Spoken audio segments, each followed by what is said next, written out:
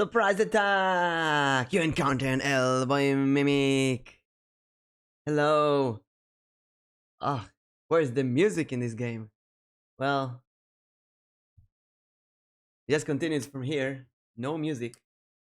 So let's go on to the part with the music and then let's do the introduction and stuff.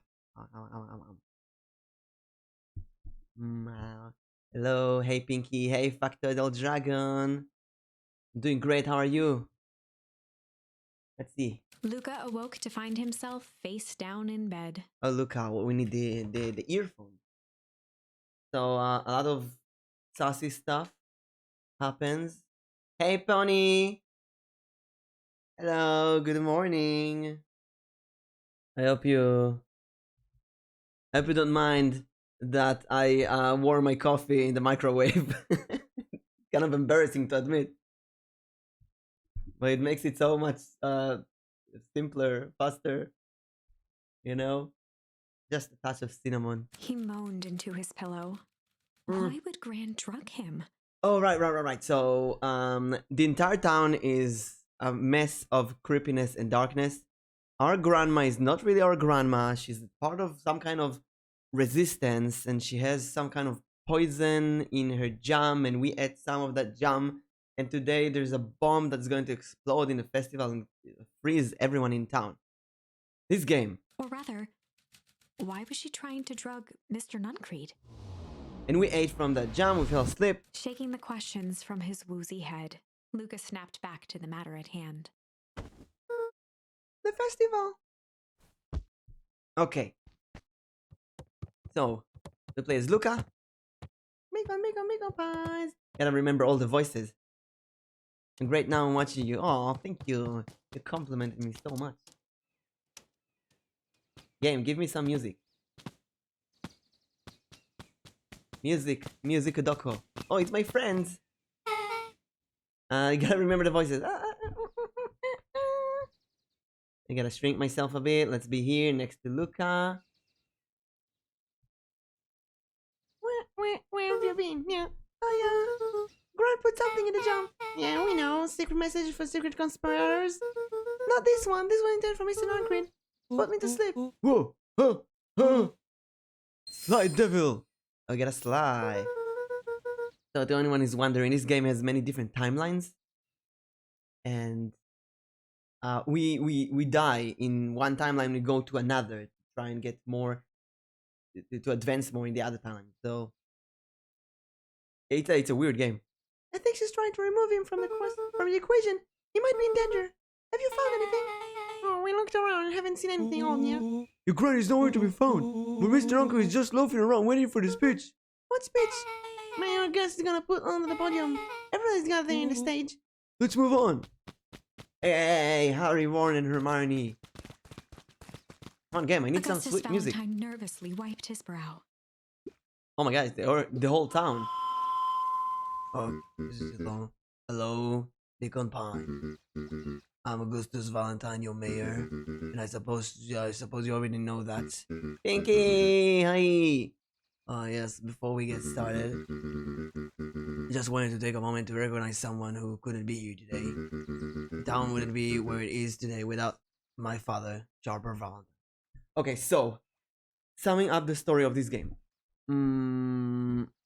This is the mayor. His father, Sharper Valentine, made some agriculture breakthrough in this town, and then there was something got wrong, and agriculture can't be grown in this town anymore.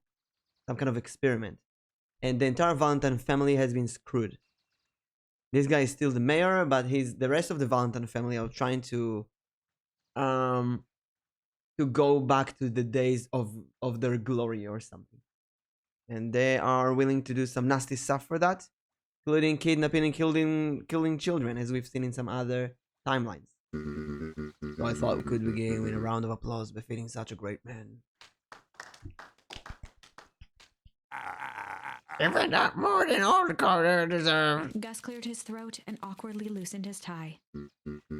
Right, where was I? William Kerr bounded on the stage with the energy of a preacher at a big tent revival.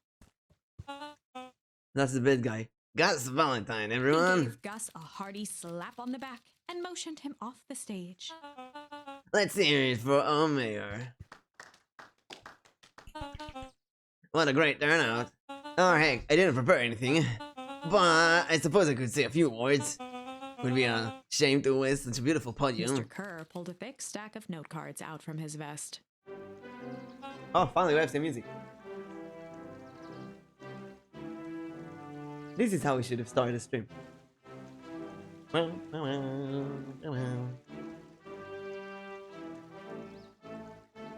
Community, conviction, commitment. They are the things that celebrate perennial harvest. So perennial harvest is the company that they built to, I don't know, get agriculture, build the families. There are many things we don't know yet. Oh, what we do know is that Luca, the protagonist, Luca's father died after, I think, working in this factory. And Luca's mom has been missing for a few months. And there's some kind of underground resistance that collected information about them. We don't know more than that. For us, these are the pillars of the bridge to a better tomorrow. Arrow in a nutshell! Thank you so much for the bits. I'm amazing. Wow, why? What have I done this time to deserve this? You're amazing, Arrow. Let me roll a D100 for you. That's 17. That's 13. That's 30. And that's a set. That's 37. Plus 6. That is 43. You get one more. 14, 43. That is 67 luck for the day. You exist? Oh my god, Arrow. Thank you. You're amazing, Mimic. Oh my god, all of you are amazing. Listen, the only thing that's amazing about me is that I managed to find amazing people and surround myself with them. That is the best thing ever. Seriously. Thank you, all of you. I hear a bad loop in the music. Care, Mr. Care. Did you get that music from Fiverr? Hey, Care! Arrow! Pinky! No, I'm joking about Fiverr. There are some really good things about Fiverr. My model is from Fiverr. I met... listen. There's some bad stuff in Fiverr, okay? But you see this model? My dice form? This is from Virus Mama, who I found on Fiverr. So there are some really amazing things on Fiverr. I still think that Mr. Kerr got this music from Fiverr though. But I think it's time to add a new pillar. Change. Oh, we know change is bad in this game. Since the beginning of this game, change has been connected to death. First time we chose change, we died, we reached a bad ending. Change is a powerful thing. It's inexorable, unavoidable, and undeniable. The reconnect change to the bad guys in this game, and I am dead gum thankful for it. Change is the reason we're all together today. It's hard for me to believe that it was only 4 years ago when fate brought me here. A simple business trip which brought me to a small town which would change my life forever. Mr. Kerr took a moment to survey the crowd. You know what? He wiped away a single tear. Oh no, surprise. For a second I set a foot in Beacone Pines. Something about this place has held me captive. You see, change represents opportunity. I represent something. It was change that helped me recognize the potential of this place. To see that the people of this town, despite suffering great loss, still held on the things that made them He special. thumped the podium to emphasize each word. Community, conviction, convincement. Change. Nodded confidently, biting his lip. The crowd was silent, in rapt attention. Rapt attention. Fate made a perfect match that day. Nothing is more important to you all than community. And perennial harvest is a community first and foremost. Mr. Kerr methodically made eye contact with each section of the crowd. The only way you made it through the foul harvest was an unshakable conviction. Makes me wonder for a second. The resistance member are not in the crowd. My grandmother is not here. Mr. Nancrid is not here. The squirrel? What's his name? The squirrel? The squirrel girl is here, but the squirrel dad is not here. All the resistance members are not here. Feel like this is a dead ending. We're gonna die. Pinky. Wait, yeah, Pinky, your luck is a 17. Hey, Alstrian. Good time zone to you. Good afternoon, actually, because I know your time. I know it. A conviction that better tomorrow was just over the horizon. Perennial harvest was founded on a conviction that we are the horizon. This festival is a symbol of our commitment to each other. His voice began to build to a crescendo. Crescendo. We now walk hand in hand into a future we will shape together. God number, yes. And that is what the change is all about. Grabbing the future by the scruff of the neck and making things happen. Pinky, you make me want to have a hard emote as well. Heart. I said hard emote. I meant heart emote. Heart holding emote. I need one as well. Change is choice. I am tickled pink that we will all be making that choice together. How great is that? Just imagine what we can accomplish. That's the bomb. What was The that? crowd began to look around nervously. But Luca doesn't know about this bomb in this timeline. Hey, Carrot, you're just in time to continue in the game just where we stopped yesterday. What is that badge? Oh, it's a cheer 1K. My God, you are amazing, Carrot. Don't worry, a little thunder isn't going to ruin this day. What he doesn't know is that this is a frost nuke that's going to freeze everyone. We know that. Aren't all your emotes hard? Yeah, because I'm a D20. Made of wood. I'm literally made of wood. Everyone remain calm. No, you make me want to, take one day. Just take a bunch of pictures holding different stuff like hearts and just make my own emojis, different colors, dye myself in different colors, and hold different items like hold a heart, hold an exclamation mark, and just make a bunch of really, really cool emotes. Mr. Kerr quickly flicked through his note cards. Without paying $30 per emote. I mean, well, where was I? Through all of my travels, I've learned one true thing. One always rips what they saw. We all planted a lot of good in this town. And so it is with happy heart that I can proclaim. He raised his hands up to the heavens. Our harvest awaits. Well, I told you so. At that moment, a merciless wall of impossibly cold air ripped through the crowd, instantly freezing everyone and everything it touched. I wonder if this is what we should have seen first before the other timeline with the bomb. It's still kind of... For a man like William Kerr, this was a fitting way for things to end. Yeah, but not for everyone else in town. On a stage, with an entire town frozen in rapt attention for the rest of time. The end. Yay, game ended. Whenever I think we're getting close, it comes along and ruins everything. Oh, she's aware of us finding that. That is really cool. Maybe we should just quit. Maybe you should just close the book, walk away, and never think of me again. Wait, what if this goes like inscription route?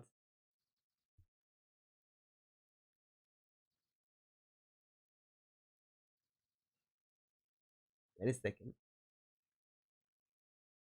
What if this goes inscription route and we actually get up and search the room with the book? No, I don't mean that. No, just angry. We got a little closer this time. We just need to try again. I feel like my head is going to explode. Why? Because of the game or something else? Drink water.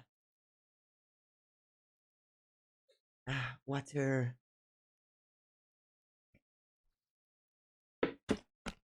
Yeah, let's try again a different path. Please. Okay, okay. So we have Sly here. Let's see. We can go to the flight here. I feel like this will lead us a lot further. Also, we have the Sly here. Oh, Sly is getting more information about them. You know what? Let's go back to the interrogation. So we kidnapped the squirrel dad. Work. Getting stressful. Take a break. I mean, it's easy to say. People always tell me to take a break and I don't, so. Today I was supposed to just chill and watch anime, but then I slept the whole day. The best tip I can give you about work is that when you're done with work, turn off your email, turn off your phone, and do not deal with work after work time. If you're not getting paid for that time, don't deal with it. Let's interrogate. We tried chill. He ran away and locked us. We tried hard. We get to the festival and explosion. Let's try being sly cop. They'd run the classic good cop, sly cop interrogation. Sly cop. Luca and Rollo ducked behind a barrel, leaving Beck to her task. Oh, I like it. With a few Chill crisp cop. snaps, she roused Mr. Tolliver. Chill cop was Luca. Hard cop was Rollo. Now we're gonna do this. I can't. I'm forced into management. Oh, I hate management. But that's the good money. Good money. Wake up. Huh? What's going on here? You're that Moldwell girl. Please call me back, Neil. Sorry about Mr. all Tolliver this. looked down and Mr. shifted a Tolliver. bit, testing his restraints. Mr. Tolliver. Talking about management, I need to oil my chair like desperately for like a month. And I'm postponing this. Squeak so much. Hey Becca, hello. Haven't seen you in a while. It seems there's been a mistake mixed up. You see, I'm down here for the same reason you are. Juniper sent you here? Caught herself before letting the surprise manifest on her face. She'd already gotten him to reveal his relation to Gran. This was gonna be easy. Sleep now. Good night, Pinky. Good sleep. You know how Juniper is with her precautions? Operation Sparkplug has us all on edge. I guess she thought you needed some backup. But she sent a child? What better way to avoid prying eyes, you know? Wow, who would suspect a child? Who would suspect a kid, I suppose it makes Mr. sense. Tolliver wriggled a bit in his restraints. I did slike up. I wanna sleep. Then stop everything, Carrot, and go to sleep. Sometimes that's the best option. If your body needs sleep, just stop and sleep. I'm sorry. Beck quickly removed the ropes. That had to be uncomfortable. A little, yeah. But you understand, we never know who to trust in this Mr. town. Tolliver rubbed the growing knot on his forehead. Very true. So it turns we're both here Beck to... twirled her hand, as if to prompt Mr. Tolliver to finish her thought. That destroy the Beck shook evidence. her head and clicked her tongue. Yeah, the old girl is nothing if not thorough. Mr. Tolliver let out an amused huff in agreement. Yeah, she sure is. Can't blame it, though. If anyone were to find out when we're going to destroy the source... We are going to destroy the source. Well, we both know how bad that might be. Well, no one will know anything once I finish cleaning things up down Beck here. was on a roll now, playing Mr. Tolliver like a fiddle. You surely you can finish this up on your own. Yeah, Juniper's trusted me for a reason, yeah. You can leave the rest to me. Good. There's one more loose end I'll work on. Loose end? Oh, it's nothing really. The other day I had a radio on scan while restocking the candy shelf. And what did you know? It intercepted an odd phrase in a perennial harvest transmission. Underground secrets. Oh. I'm okay, I'm sad. Sometimes you're sad, you know, there's nothing around it. But you can just do something you like. When I'm sad, I put my earphones in and hear my favorite music. And it sometimes helps. Or now that I'm a streamer, I just spend time with friends. It really helps. That's ominous, yeah. I think it might be a password, but Juniper dismissed it. Said it wasn't a mission. That wasn't mission critical. Well, what's the password for? We don't know. So we have a password, we know where to put it. It's gotta mean something, right? Good thinking. You should probably go work that out. I got this under control, yeah. That's a relief. But when you're in this basement, gives me the willies. Heading Yeah. for the stairs, Mr. Tolliver hesitated and turned to Beck with a puzzled look. She grinned and gave him a peppy wave. With a shrug, he continued up the stairs, whistling a jaunty tune. Oh yeah, Beck is awesome. I knew it. The moment I saw her, I knew, oh my god, she's my favorite. You guys catch that? Sure did. This whole time, Mr. Tulliver had a candy shelf, but all he ever sell is his apples. Beck blinked slowly and disappointed.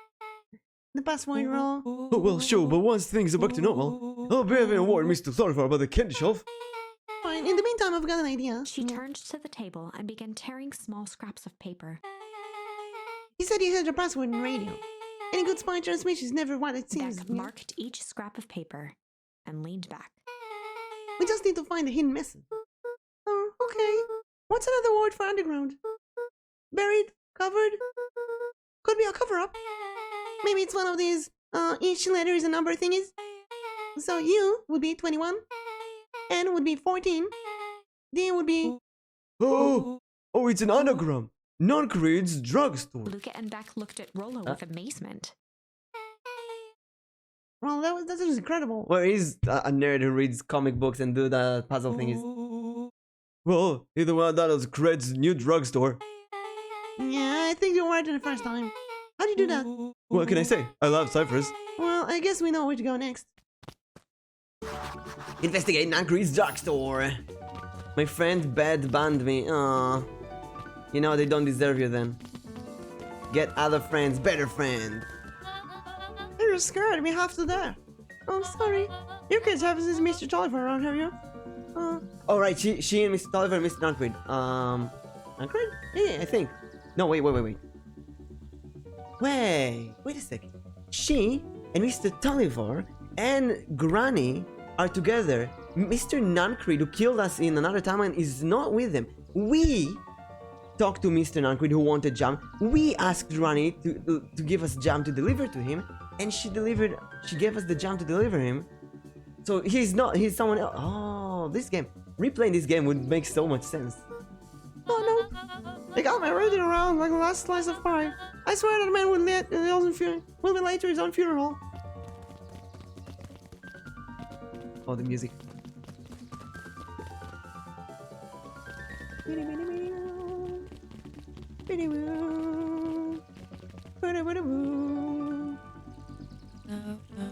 You're late, Augustus. Sorry, sister. We caught up with work. Work? You? I had a few details locked down the festival. Oh, what do you have to report? What is this Inspired Town Festival really about? I think... Bess looked around nervously. Love it, music. Yeah, music is good. I think Mr. Kerr really does just want to do something good for the town. He's actually a pretty nice guy. You should spend some time with him. I didn't pull strings installing you as a mayor so you can make friends. Your job is to help me figure out what Kerr and Perennial Harvest true intention are with this town. So these are the family. And Perennial Harvest came to this town to help the agriculture? We have a responsibility. This is our father's town. Was. Excuse me? This was our father's town. He's gone, Harris, and he isn't coming back. Father left us with nothing but problems. Mr. Kerr came here to offered to help us. We accepted that help. We didn't agree to them turning Father's warehouse into a toxic dumping ground. I love how the game gives you how do you call it? Explanation? Exposition? The game gives you exposition without it feeling like exposition, and they do that every timeline, so you always remember what happens, you always manage to connect the dots. It's just a temporary arrangement. The glow can be seen from the damned backyard. They are dumping nasty little secrets on us. Well, this all inevitably goes wrong.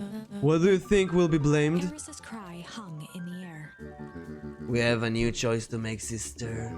This town is going to change whether we like it or not. Are we going to choose to be part of the future, or be forgotten in the past? It's a shame. Father named you Augustus, but you'll always just be a goose. Good night, Harris. I'll see you at the breakfast tomorrow.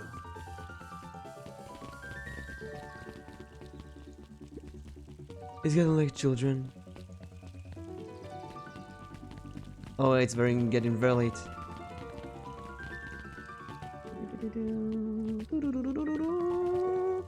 Knowledge is spat with a sneer. There exists a gulf between knowing something and being able to do a damn thing about it. I do hate it when the villain make a good point. Lava, she has always something cool to say about the current timeline. Mika, some Beacone Pines. That's a new kid from the family. Solomon stood proudly at the entrance to the drugstore. We didn't see him from since the first chapter, I holding think. a brown bag overflowing with black licorice. You. Hey Solomon, we're looking for Mr. Nuncreed. Is he still in there? Afraid not. Where did you come from? Where the candy from? You might say I have an arrangement. Solomon shoveled a surprising amount of licorice into his mouth. Not good for dogs, by the way. I think. I guess. Sometimes it's the small pleasures in life. Then we should not always have a family to rely on. Licorice has never let me down. Well, I can't say licorice would be my first choice. But whatever floats your boat. Yeah, you can tell all about the person by the choice of confection. Oh, yeah, I guess.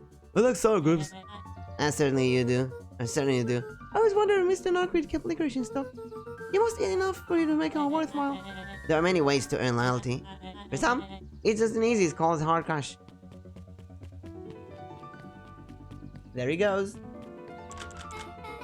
Well, he's right, it's locked. There's gotta be more clues. Okay, let's see. That's locked. Phone call, last time. Have you ever seen anyone actually use this thing? Oh, beside me, not Mr. Nuncreed? No. Beck cupped her hands on the glass to peek inside. That's not a normal phone booth. It's got like a blinky keypad. Oh, why would there be a blinky keypad? Oh, creates non-dude drugstore. I mean, underground secrets. Put the password. Flung open the door and they all squeezed in. Alright, let's see here. Luca cracked his knuckles and entered the letters into the keypad. Underground. Secret. Sound like that did something. Great. Now, I guess we... oh The shit. inside of the It actually phone works. dropped loose from its Trying shell. nights. Sometimes that's the best, Becca. Without even the space to panic, they closed their eyes, held their breath, and accepted Accept their your fate. Suddenly, the Cry. chaotic descent slowed to an effortless landing. Cry until there's nothing left to cry about. And then smile, the biggest smile that you can. It was unclear where they ended up, but at least it was solid ground. Ooh. Oh my The god. air was stagnant and smelled vaguely of chlorine. Lorene. I knew it. You know there was a secret hub full of strange tubes under the phone booth? Of course I did. Didn't I say that? No. Well, I definitely thought it. Luca, do you remember when I said how cool it would be if the trans-dimensional conduits from Hack Atomic Issue 12 were real? Well, Rollo, at one point or another, you said that about every technology ever discussed in Hack Atomic. Well, that's why I'm such a good predictor. Looks like each of these has something written on them. You know what I see here? That's the suit. From the first or second chapter. The suit that we smashed for the person who kills us. This suit is broken mask. So, we have found a mystery warehouse creeper? Or at least found their hazmat suit. It was all Nuncreed and talk of like Nuncreed. Let's just jump to conclusions. Just saying. Jump into a conclusion. Do-do-do-do. Mining Operation Alpha. You guys have mines here? No that I know of. This town is all farmer and fertilizers. Any series of tubes? Well, Pa always said that you can only trust a miner up to the point where they heat gold. Miss you so much. I'm here. You look at me. I'm here now. Hi. Not sure how the wisdom applies in this exact situation. Well, that's the thing about Pa. You don't always realize what it means until it's too late. We're in the Harvest main office. That's where my mom works. What does she do? Science stuff. Is she involved in all of this? Well, we just moved here. How could she be involved? Oh, true. What if she's involved from out of town and then she was brought here to do something? Vault and fertilizer warehouse. Is that where they almost got snatched? Yeah! Well, wait. Why would Perennial Harvest have a tube going to the old vault place? This is starting to feel like something big. Oh, there's a blip. It's a lot of buttons. Stand aside, Earthling. Hi, Elboim. Hi, Becca. Stand aside, Earthling. I've read enough Hack Atomic to know my way around sci-fi tech. Rollo's hands hovered soared over the field of blinking buttons. Eeny, meeny, miny. Wait, it blows inside? Well, what did you do? Nothing. I didn't even mow it. Oh, what was that? Where? There's nothing but weird tubes here. Just get back. Back. Oh.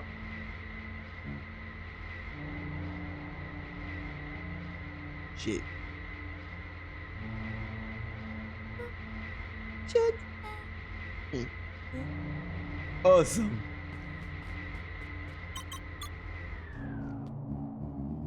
You all need to come with me. Hi Diana, we've just been fucked. Because we've been caught by this guy who killed us in another timeline. We aren't going anywhere with you. Yeah, not until we get some answers. Mr. Underground Secrets? I told them it was an absurd password. But they love anything that makes them feel clever. They who? That's no matter. If it can keep you hidden until the festival.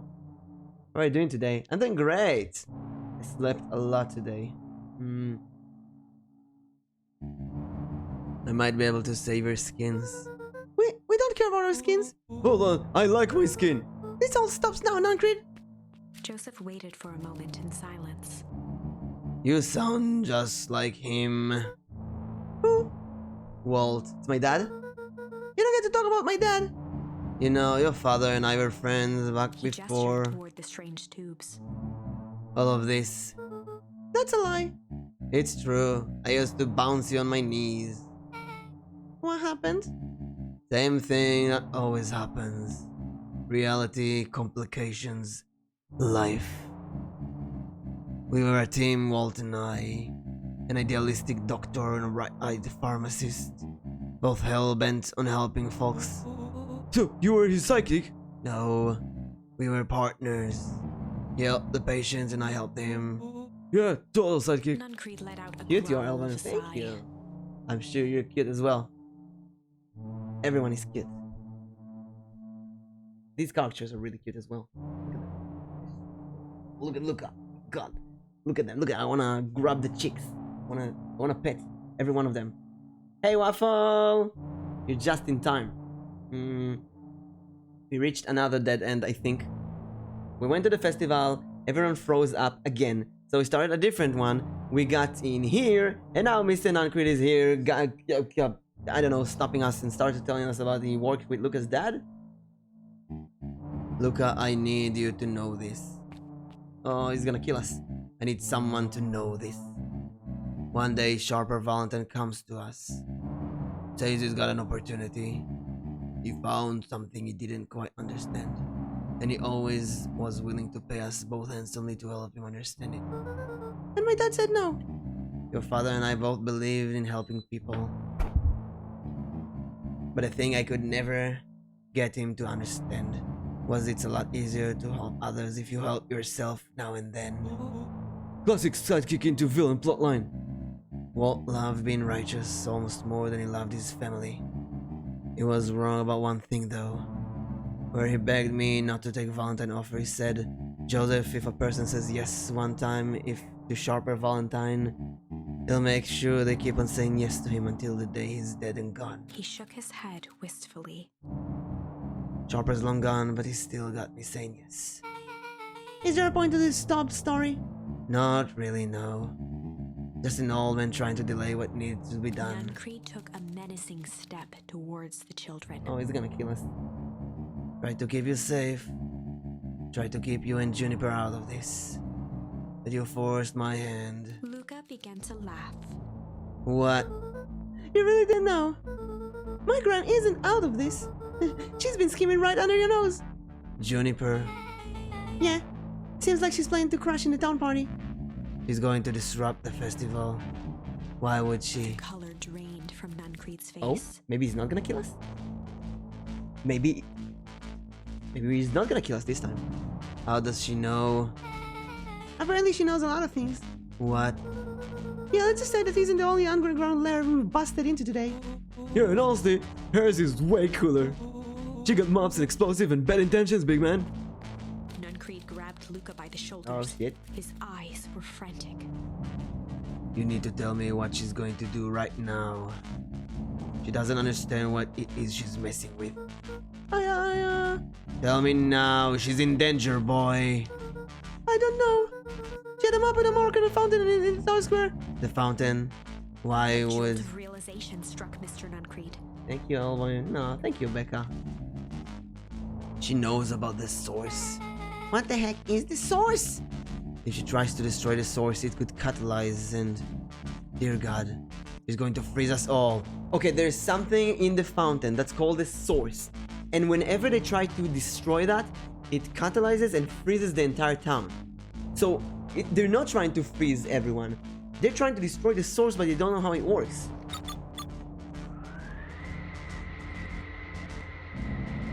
You all need to run. Run where? Away. As far away from this town as you can get. Head west and don't look back. Whoosh. Look at him. That did not go how I expected, yeah. So, you're totally following, right? Yeah, totally. See you on the other side. Whoosh. Beck, before we leave, I want to tell you something. Yeah, what? I love you. Whoosh. I love you too. Whoosh. Yeah, they're totally getting married. Chapter 8. The Cold, Hard Truth.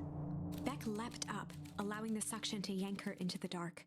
Dimness eclipsed around her like the shutter of a camera, as she seemed to cover great distance in mere moments. Her only points of reference were glints of upcoming turns, which approached with frightening speed, only to carom her gracefully along. She heard the tinny, distant echoes of Rollo's glee. Once she stopped fighting against it, the ride was impossibly smooth.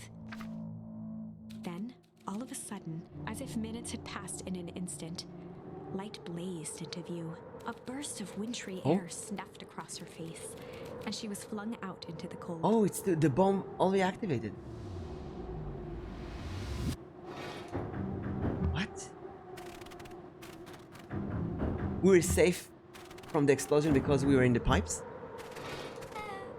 That was intense? Yeah.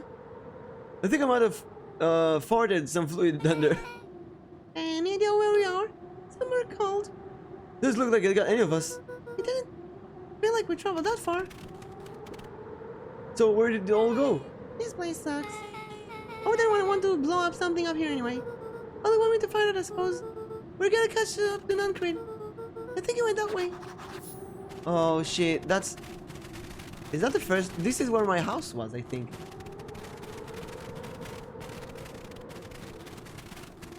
Oh my god, the snowy sound. Makes me shiver, actually. Yeah, that's the entrance. This looks... Familiar, yeah. Maybe we can clear up the snow. No time, Nuncreed's getting away.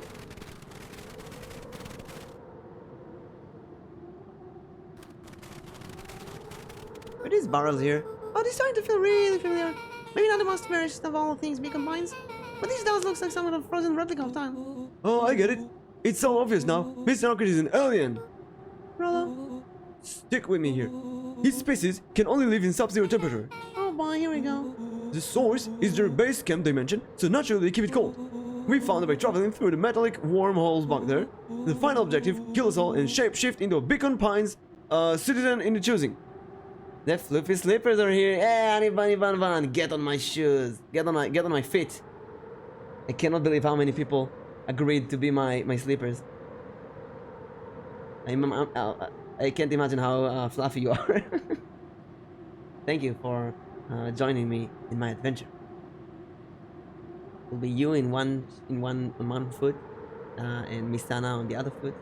Together, we'll floof all around town, which is completely frozen, by the way. I wonder if you can get this ending before the other endings, because the first ending, if whoever watched it, remember it was Rollo and Luca. We sat down in our camp and thought, oh my god, life is great. Then freeze, everyone freezes and game ends. That was out of nowhere. Wouldn't that be cool to have this ending first? Just jump into the frozen town like, what the hell is going on? I'm sorry, I'm scared. Well, life is scary, Becca. Life is scary. Just find someone, family member, friends, find someone and hug them. Get a pet. Mm. Get a dog or a cat. A pet really helps. When I got Meshi, my cat, life became so much better. Final objective, kill us all and shapeshift into Beacone Pines citizens of their choosing. You really never really had me. Really, yes. Really get a pet. But you very much lost me there. Used to get it. We should be keep moving. What's with the barrels here? Why is this blocked? Oh, because they blocked it for the festival, maybe? Beacone Pines. As they rounded the corner to How did they the frozen survive? town square, they spotted Mr. Nuncreed inching cautiously toward a pit at its center. Okay, Mr. Nuncreed was with us in the underground, so he was safe. And she was probably under the fountain and exploded the source. So she was fine as well. He held his arms out gingerly, as if approaching a beast in the wild. Upon closing the distance, Luca recognized what Nuncreed was after. Gran stood confidently at the edge, one arm outstretched over the abyss nearby. A wheelbarrow had been emptied out. She held a lit torch, which flickered in the bitter wind. Juniper, I don't know what you think you're doing, but I assure you this is not going to solve anything. If you drop that, you're doomed this whole town. Oh, it was me who doomed this town. It wasn't me. I've been watching you, Joseph. I know what you've done. You and your co-conspirators. Gran, what's happening? Luca, you and your friends need to leave right this moment. Mr. Nuncreed turned back toward the kids, desperation in his eyes. The hell is happening, really? Love you guys so much. Thank you, Becca. Listen to your grandma, Luca. This is between me and Juniper. Back held steadfast in awe. Luca approached closer. Aw. Mr. Nuncreed spun back toward Gran, his voice growing louder. You've got it all wrong, Juniper. Just hand over the torch. You don't understand what you're doing. So the source exploded. If she puts the torch down, then we freeze as well. How could I possibly trust you to do the right thing? Walt told me everything. He trusted me and you'd betray that trust. Luca, did you know that this man's entire life is a lie? If it weren't for him, your father might be still alive. Mr. Nuncreed winced with anguish. But we know she's not really our grandma. His voice hardened. Maybe she is?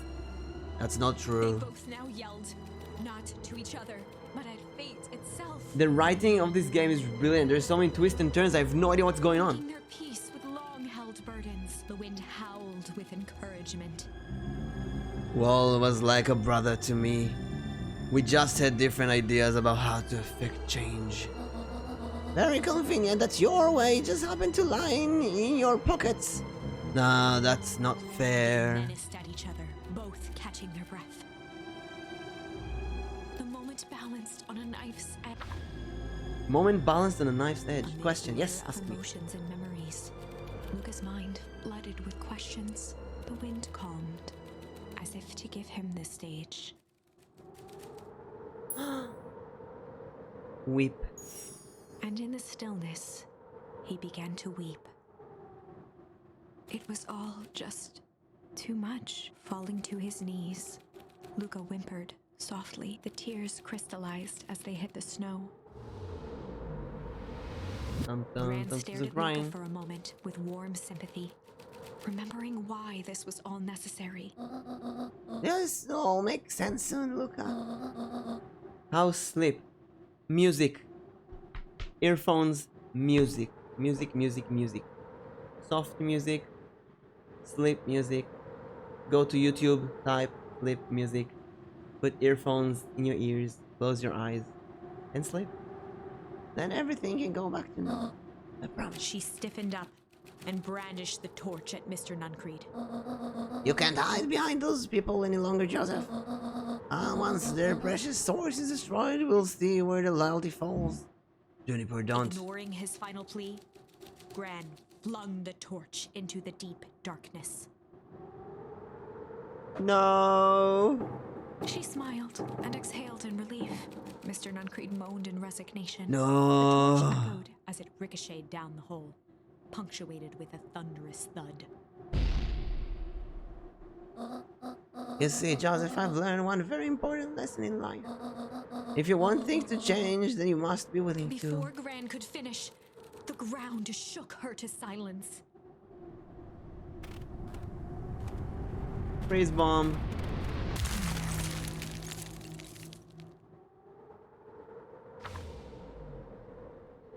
Gran only had time The hell to is spin happening here? around and run to You're Luca. sweet. Thank you. Her Trying my attempt best. to shield him, an honorable but trifling act. Only because I'm surrounded by sweet people. Unflinching love, pitted against an unthinking horror, there was no contest. Her warm embrace froze in an I love how instant. they get us closer every time, but we still have no idea what's going That is where on. They remain fixed in place forever. What is the source? What's with the And freezing so, thingy? our story ends on this melancholy scene. In a town brought low by its secrets sits the frozen statues of a misguided band of meddlers. The end. Misguided band of Well, meddling. That was dire. On the bright side, we finally figured out where all the ice is coming from. That is correct. Now, we just need to find a way to deal with a mystic, unfathomable force of nature. And she's saying exactly what I think. This is brilliant. Okay, this is a dead end. Where do we go back to? You are tired today? No, I'm fine. I just slept a lot today. Okay, the only way we can go is flight here. So we go to flight. Okay, back in this timeline. So, in this timeline, we have Iggy. Iggy has been poisoned by radiation, turned half monster. Rollo has been kidnapped. We met Iggy in the treehouse. Where is Beck in this story? Did we met Beck in this story? I don't remember. But anyway, the bad guys, they got us. Last time we fight them, they kill us. This time we're going to run. Luca drew himself up and decided to take the only option they had left. And this timeline, we have no idea about the frozen bomb yet. He squinted down the barrel of the mission control defense cannon, aiming it through an opening in the dense tree branches. Plant your gun. Pachoo! Oh, that's... He looked up with surprise as it struck true and taut. Oh, I can't believe it worked. Mr. Kerr, we'd love to hear your thoughts. But I'm afraid we have places to be. Come on, Iggy. Yeah, see you, jerks. Whoosh! Watch. That's fine. We know where that leads them. This way, we'll take the tunnel. Tunnels? Luca and Iggy winced as they sprinted through the thicket. The branches clawed at them, reluctant to give passage. After what felt like a marathon, Luca stopped in his tracks as they reached the clearing. What the? That was all he was able to say before Iggy slammed into his back. The boys tumbled down a steep decline and crashed with a wheezing thud on a surface as hard as ice. In fact, it was ice. Again with the ice? How? Chapter 5. Signs. They stood silently, catching their breath. The sky was like sapphire. With each breath, a plume of steam escaped from Luca's lungs. Let's keep moving. Luca pulled Iggy to his feet What? as they gazed across a snowy terrain. How is this frozen? How? So the source is going to... the source is freezing, making everything snowy. And if you destroy it, then it's going to freeze it. That was actually pretty badass. More ice. Happy to see you. Thank you. I'm happy to see you too, Becca. I think we lost them. Are we up in the mountains? I don't think so. I think we went downhill. Yeah, that's one of the Winter Wonderland. All I know is there's no going back the way we came. Let's see if we can get bearings. Follow me. How is everything frozen? It doesn't make sense. Luca, you're Luca there. had almost forgotten the walkie-talkie he was carrying. Oh right, in this dimension, Rollo was kidnapped and he has a walkie-talkie. He's been held somewhere. Is that Buzzer? Here? Wait, that's Care, not Rollo? I hope nothing bad happens to you out in this wood. Luca looked at Iggy with hesitation. No need to be rude. With a resigned sigh, Luca responded. Seems like all the dangerous thing in the woods is you. He speaks, the young man of the hour. Now, how in tarnation did you end up with one of our radio? Just lucky, I guess. Boy, howdy. You Von Horns are full of surprises, aren't you? Well, you know my parents. I never had the honor of meeting your father, but your mom was a handful. Luca winced, shoving the walkie-talkie back into his pocket. We gotta keep moving.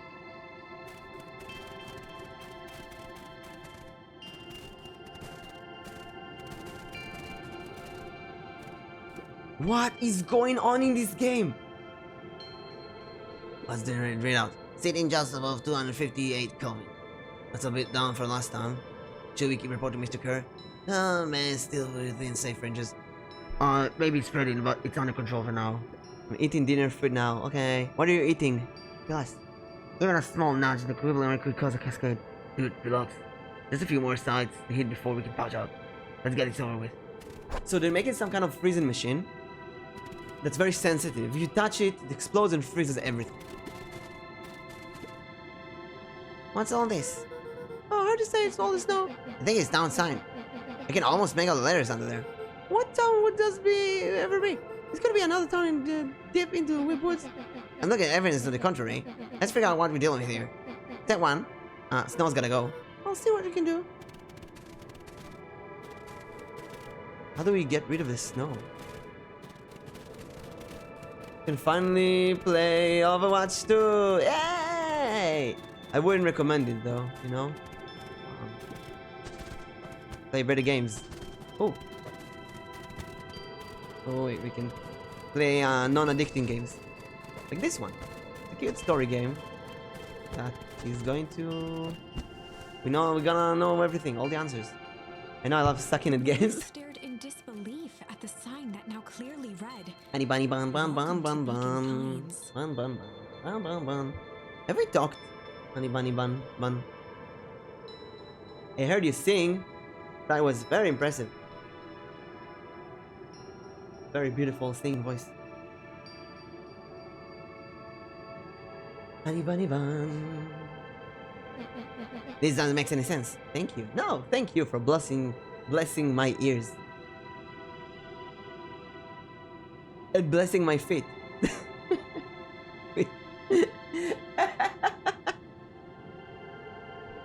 This doesn't make any sense. We're in Beacone Pines?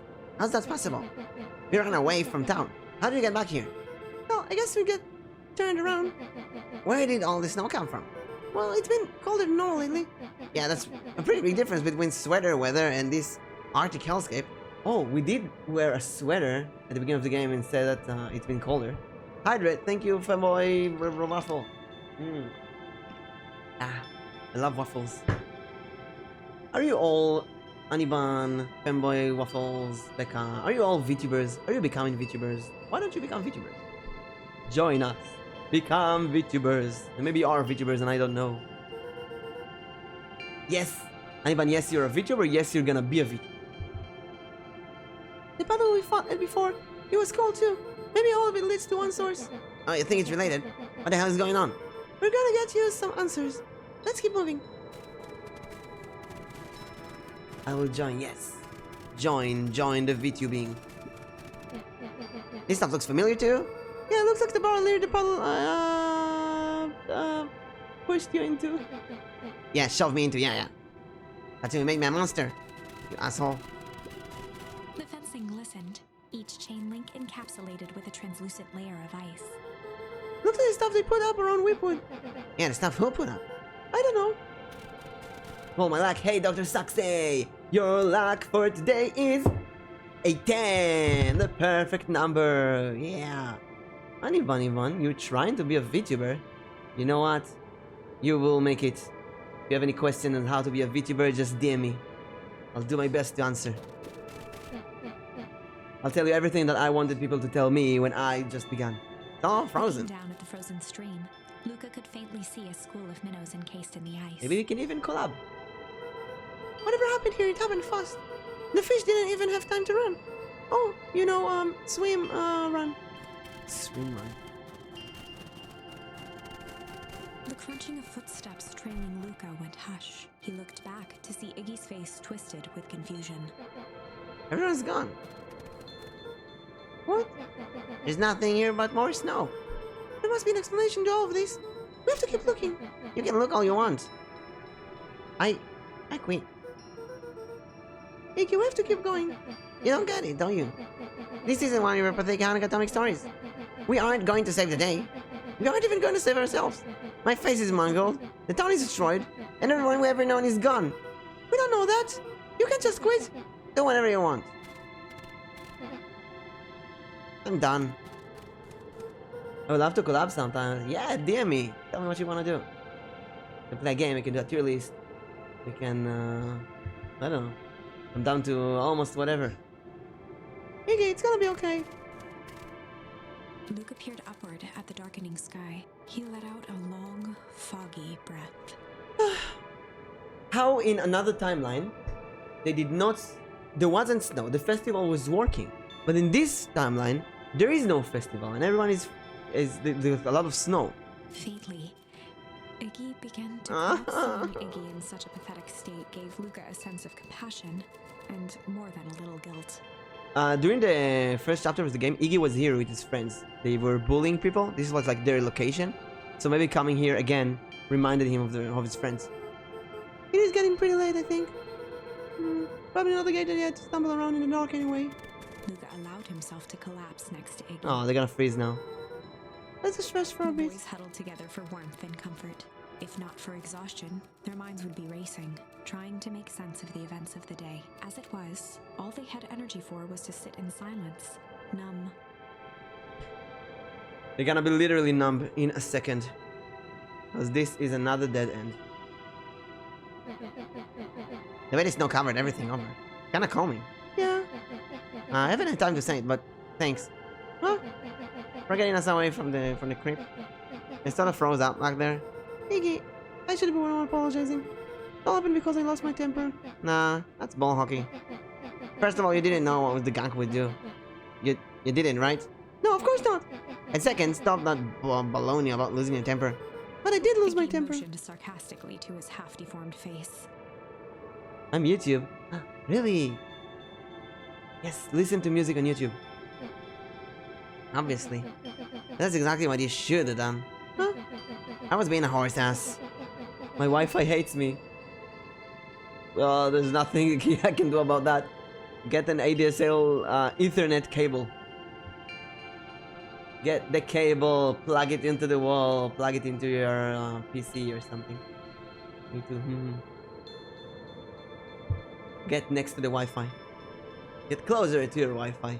Hug your Wi-Fi. Squish your Wi-Fi. You're supposed to be a horse ass in response. That's how it works. Iggy, I'm having a hard time following. You want me to fight you? Well, of course. Jeez, you goody types they never forever understand this basic point. Why would you go around saying cruel things trying to get into Iggy fights? shrugged. It's something to do. You're an asshole because you're bored? Well, sometimes just feel empty. You wouldn't understand. You and Rolla always having a blast together, laughing, calling the dinky little treehouse mission Iggy control. now wept openly. Perfect little look of our horn. With his perfect little life. Hug you guys. Hug back. My life is not perfect. Everybody in town likes you. Not everybody. Hell, the new girl hasn't even unpacked yet and she already likes you. Oh, yes, she is. You have Tish, He the wiped his rhino girl. nose with a sleeve.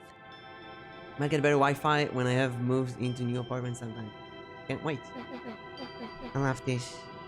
Tish is great. She ain't exactly the world's greatest conversationalist, you know? She just goes, Luca gave yeah. a warm chuckle. I get the Iggy impression. cleared his throat as he wiped his eyes. It must be raining out here.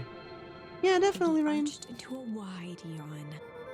I should probably try to get some sleep. Yeah. Let's lay low for now. Tomorrow we'll get to the bottom of all Luca's this. eyelids began to slowly drift shut. No, never go to sleep in the snow. Okay? Yeah. Always did want to see the inside of her dinky little treehouse. Oh, what do you think? Not bad. I'll give you the full tour when we get back.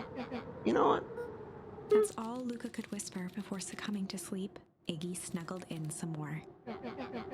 It comes to worst days of my entire life. This one wasn't half bad. Currently, I'm using my phone Wi-Fi thingy. The house smelled of warm bread. Luca was playing with toy blocks on the living room rug. He looked up to see his parents on the couch. Yeah, you His get a mother memory held instead his of... father's head in her lap. She idly stroked his hair while humming a song. So we get some memory before we insta-dive in the freeze A again. voice behind Luca spoke.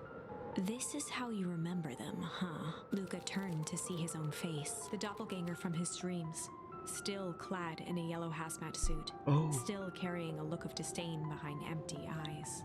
I love how they do the exposition. Wherever timeline you go, like everything makes sense, but at the same time, I still have no idea what's in the story. Aww, look at this perfectly cozy scene. You know it wasn't really like this. My friends, right guys? Well, virtual friends, Becca.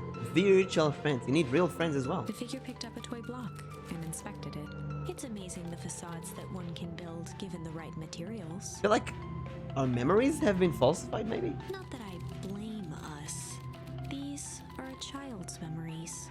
All warm and fuzzy. You don't remember, do you? Luca snatched the block from the figure's yellow-gloved hand. Remember what? The doppelganger pointed to the couch. The last day we saw him alive. Dad? The day he chose to abandon Dad? it. Luca turned to look at his father, still lounging on the couch. That's not true. He didn't abandon us. The doppelganger waved his hand dismissively. Everything is true here. It's just a matter of what we choose to see. Well, let me show you. The world flickered and pulsed. Luca was sitting next to his bed, listening to his heartbeat with one of his dad's stethoscopes. The doppelganger limped into the room. No, we both know that's not how this went. Oh. He grabbed Luca's hand and guided the stethoscope to the floor. Luca heard muffled shouting, brought close by the stethoscope. It was his parents, fighting. Do you remember what we did next? Luca gave a slow nod and crept down the hall to peek through the banister. He could see the outline of his mother at the bottom of the stairs. Damn it, Walt. We can't afford to get involved in this. She was scared. His father stepped forward. What am I supposed to do? Just watch? There's a sickness in this town, and we both know who's behind it. Is Luca on drugs? I think he's traumatic from this event and forgot everything. I swore an oath to help people. I won't turn my back on them. Luca's mother grabbed Walt. She was crying, pleading. I can't lose you. Walt calmly removed Eleanor's hand from his shoulder. What's right is right, and what's wrong is wrong. I could never live with myself if I let Sharper get away with this. Eleanor raised her voice. Spare me your bullshit platitudes. Oh my god. What about our son? Luca flinched, dropping the stethoscope down the stairs. Walt turned with a panicked smile. Need to find more songs to do and practice. I love Hime Hina songs. The 4 Hime Hina songs. These are my favorite. Luca, is that you, buddy? Oh no, they saw me. With tears in his eyes, Luca descended the stairs. Mom? Dad? What's going on? Walt dropped to a knee to meet Luca eye to eye. Nothing, buckaroo. Your mom and I just got a little overexcited is all. Luca placed the stethoscope against his father's chest. His heart was racing. It sounded like you were going somewhere? Walt gently removed the device from Luca's ears. Listen to me, Luca. I have some business to take care of. I'll be back in time to tuck you in. Oh no, he's gonna buy milk. Thank you so much, guy, for being here. Thank you for joining us, Becca. Luca hugged his father tightly. I know the times are rough, like here with Luca. But you'll be okay. You'll be alright. You're strong. Promise? Walt stood up and walked to the door. He glanced over his shoulder. I promise. No, he's never gonna come back. With a wink and a grin, he put on his hat and strode out into the evening sun. Oh? Who's that? A figure approached soundlessly from the foggy snowfall. It stood above them, lingering in contemplation. That's a new character. Slowly raising one hand above Iggy, it snapped out 2 brisk raps on his head. From a deep slumber, Iggy sprang up defensively. Ah, get your hands off me. Whether it was the calming presence or the recognition that he was not in danger, It's Scruffy. Iggy felt his clenched fists lower. My dad went to get milk. Wait, really? Did he come back? This is what I think you're doing. Luca looked up, gradually remembering his whereabouts. The figure exhaled a cloud of warm vapor. You two certainly have caused a lot of commotion. What's this supposed to mean? True story, really? But did he come back with the milk? My dad goes to get milk every day, but he comes back with it. Oh, he didn't come back? Well, I'm sorry. You know what? If he didn't come back, you don't deserve it. Get a better dad. Go to eBay, buy a new and improved dad with milk. Take it easy, Iggy. We're asleep minding our own business. You're the one running around knocking on people's head. I'm sorry if I hurt you, Iggy. You didn't hurt anybody. Anybody. Oh, I see. You think you're better than me, you... When it came to complete strangers, Iggy had trouble cobbling together an insult. No, you can write Lamzo. I love Lamzo, it's funnier. Lamzo! Lamzo! You big-headed, scarfy-necked furball. Okay, let's lower the temperature a bit here. Interesting choice of word. I mean, let's just calm down and... Who are you? A friend. An observer. It's the Observer! Oh my god, Annie! You can't go! It's Observer! Look at that! It's the Observer! Thank you for joining us. Hope to see you later. And hope your Wi-Fi gets better. Gonna watch the Observer. I have Observer here as well. Let's say hi to Observer for me. Say that I also found an Observer in this game. Probably not. Okay. Hey, Tucker. On the infinite expanse of possibilities. Right. How about the name? Well, if you must call me something, you can call me Nuts. Iggy huffed with gratification. How about you make like a nut and buzz off? Very well. Nat began to turn away indifferently. Wait. I'll say hi for you. Hey, thank you. Do you live here? Oh, you might say that. So you know where we are? Oh, you might also say that. Look, pal, we're just gonna find a safe way out here. You're gonna help us or not? Well, before knowing how to leave, we must know where they are. Alright, that's it. Look, I don't think about you. I don't know about you, but I'm getting out of here, one way or another. Turned sharply and began to stomp off. Stomp, stomp, stomp. Enough with the riddles. Iggy, wait up. Realizing he'd worn their patience then, Nat relented. Oh, not is a guy, it's a boy. Well, I suppose this isn't time for metaphors. I'll show you how to get back home. Luca and Iggy turned around with hope in their eyes. Come here. Nat took a deep breath in. Close your eyes. Nat exhaled slowly, then snapped his fingers.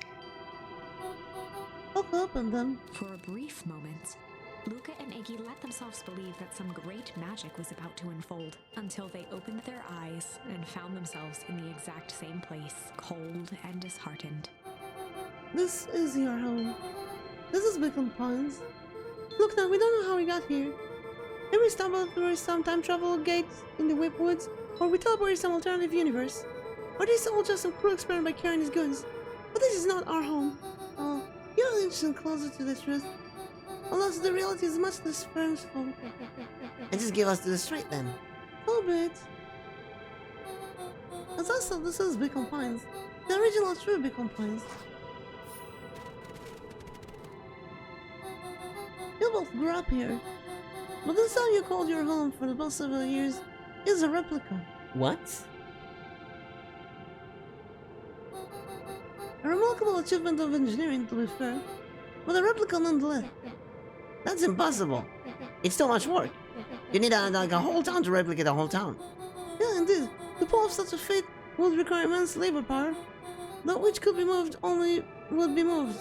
The which could not would require a precise duplicate. We would have noticed. Someone would have noticed. And the pipe lead between the two replicas, between the two towns? You'd think so, unless the addiction was impeccable. A mind-numbing attention to details.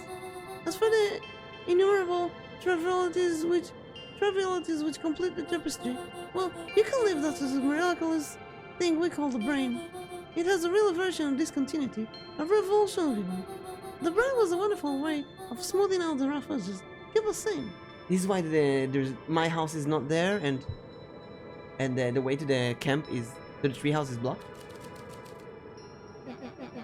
So you're saying that someone made an entire town and moved us all and no one noticed? Not precisely.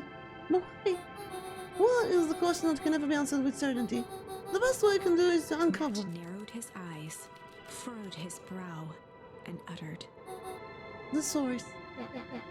Why'd you say the source like that?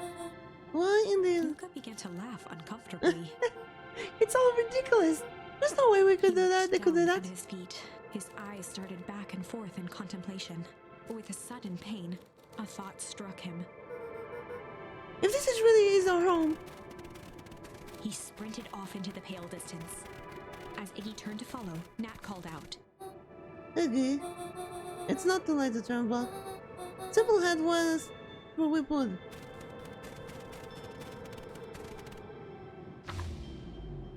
What the hell is going Chapter on? 6. The Source. Nat expressed his sympathy with a shrug and sauntered off as unassumingly as he'd given Luca and Iggy what they needed, and nothing more. As Luca sprinted across the snow, the events of the past few days became clearer, pieces to a larger puzzle. A much Wolves larger said puzzle. he was underground somewhere, captured. Mr. Kerr tried to cover it up with lies. The clipboards were hell-bent on capturing Iggy. It all seemed to point to perennial harvest, but right now, there was one thing that Luca needed to know. Luca stopped dead in his tracks. The tree was gone, uprooted and moved, leaving a raw gash in the earth. He dropped to his knees and dug wildly at the cold snow. His numb hands hit something hard. A headstone. A dry whisper escaped Luca's lips. You're here. All this time I thought I was visiting you. But you've been here, alone in the snow. Dad, I'm so sorry. They ruined your favorite spot in the world. Our favorite spot in the world. Oh, the grave that we went to, Dad's grave wasn't the real grave, it was a replica. Now what do I do? There was no reply, just snow-covered silence. Why'd you give up on the sleep like that? What if I couldn't find you, you jerk? He finally noticed the tears welling in Luca's eyes and the snow-covered grave. Oh. Iggy, they stole his tree, Iggy. Yikes. Suddenly, they heard the crunch of approaching footsteps in the snow. We gotta hide. Oh shit, what is going on in the game? 259. 259k. Fall of this sounds too good. Dude, do you hear me? I said 259. I'm sorry. You ever think about what they did here? We saved the whole town of people. Doesn't it feel like sometimes about everything we left behind? That's the grave of someone in the family. The people who love them will never know the truth. The truth is He bent overrated. down to scoop up a snowball and lobbed it playfully. No. Hey, don't be such a downer, dude.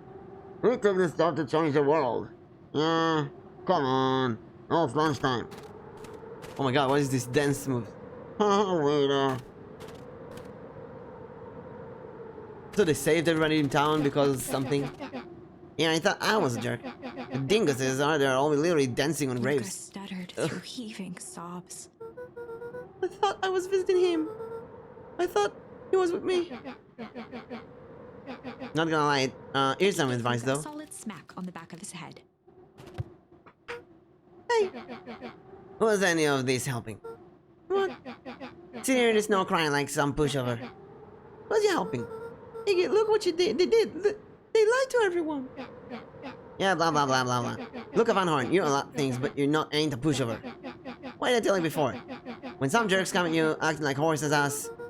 Oh, I should stand up for myself. Yeah, hell yeah! Kerr and his merry little band of clipboards pull off this switcheroo for a reason, right? Now not mention something about the Luca source. wiped his eyes with a sleeve. Whatever the source must be awfully valuable to perennial harvest. Sure would be a shame something unfortunate were to happen to the precious source, would it? What do you have in mind? Well, if it's small enough to steal, we snatch it. If it's too big to snatch, we smash it. Snatch or smash? And what if it's too big to He smash? flashed a mischievous smile and cracked his knuckles. Crack, crack, crack. I'm always up for a challenge. I'm gonna make this right, Dad, I promise. Okay, let's do it. Locate the source. Okay, we know the source is in the fountain, so we're gonna go there.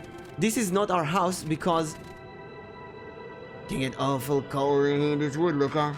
Probably best to stay put and conserve energy. Help is on the way. Where is Rollo? Where's my mom? Did you kill her? Oh, heavens, no. It seems like a killer to you. Luca shared a skeptical look. Well, do I? Oh, sucks. Now that hurt my feelings. Screw this guy. actually, yeah, he kind of looks like a killer. A disc of smooth metal was lightly covered in snow. Two faint seams were visible along the surface. A manhole cover. If it is, I never seen anyone like anything like this. So the phone from the other town connects to this pipe from the real town.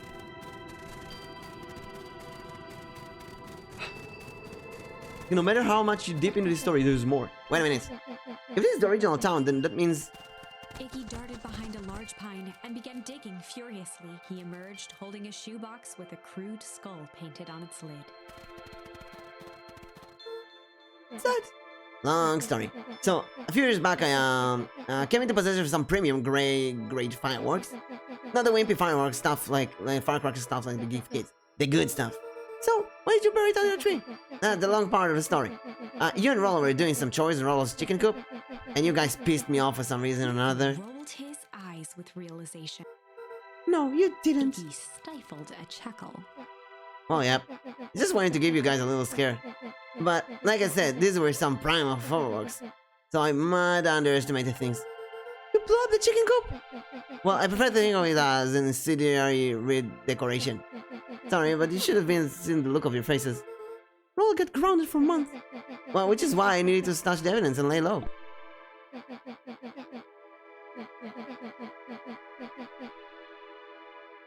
So I buried them under the tree. But when I came back later, they were gone. I figured some grown-up found them and tossed them. Iggy triumphantly raised the shoebox. Turns out it wasn't the fireworks that we moved. It was us. Unbelievable.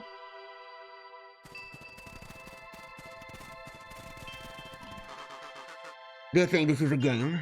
You flesh boil, you're not a hero. You're a little brat who is way over his head. And a hero is just someone who refuses to give up. Comics these days are rotting children's brains. Everyone thinks they're a spaceman, a superhero. I was very partial to the Hangatomic myself. Is that so? You really think you have anything chance against us? You have no idea how powerful we are! Prepare for blast stuff, losers. Love how badass Luca can be sometimes.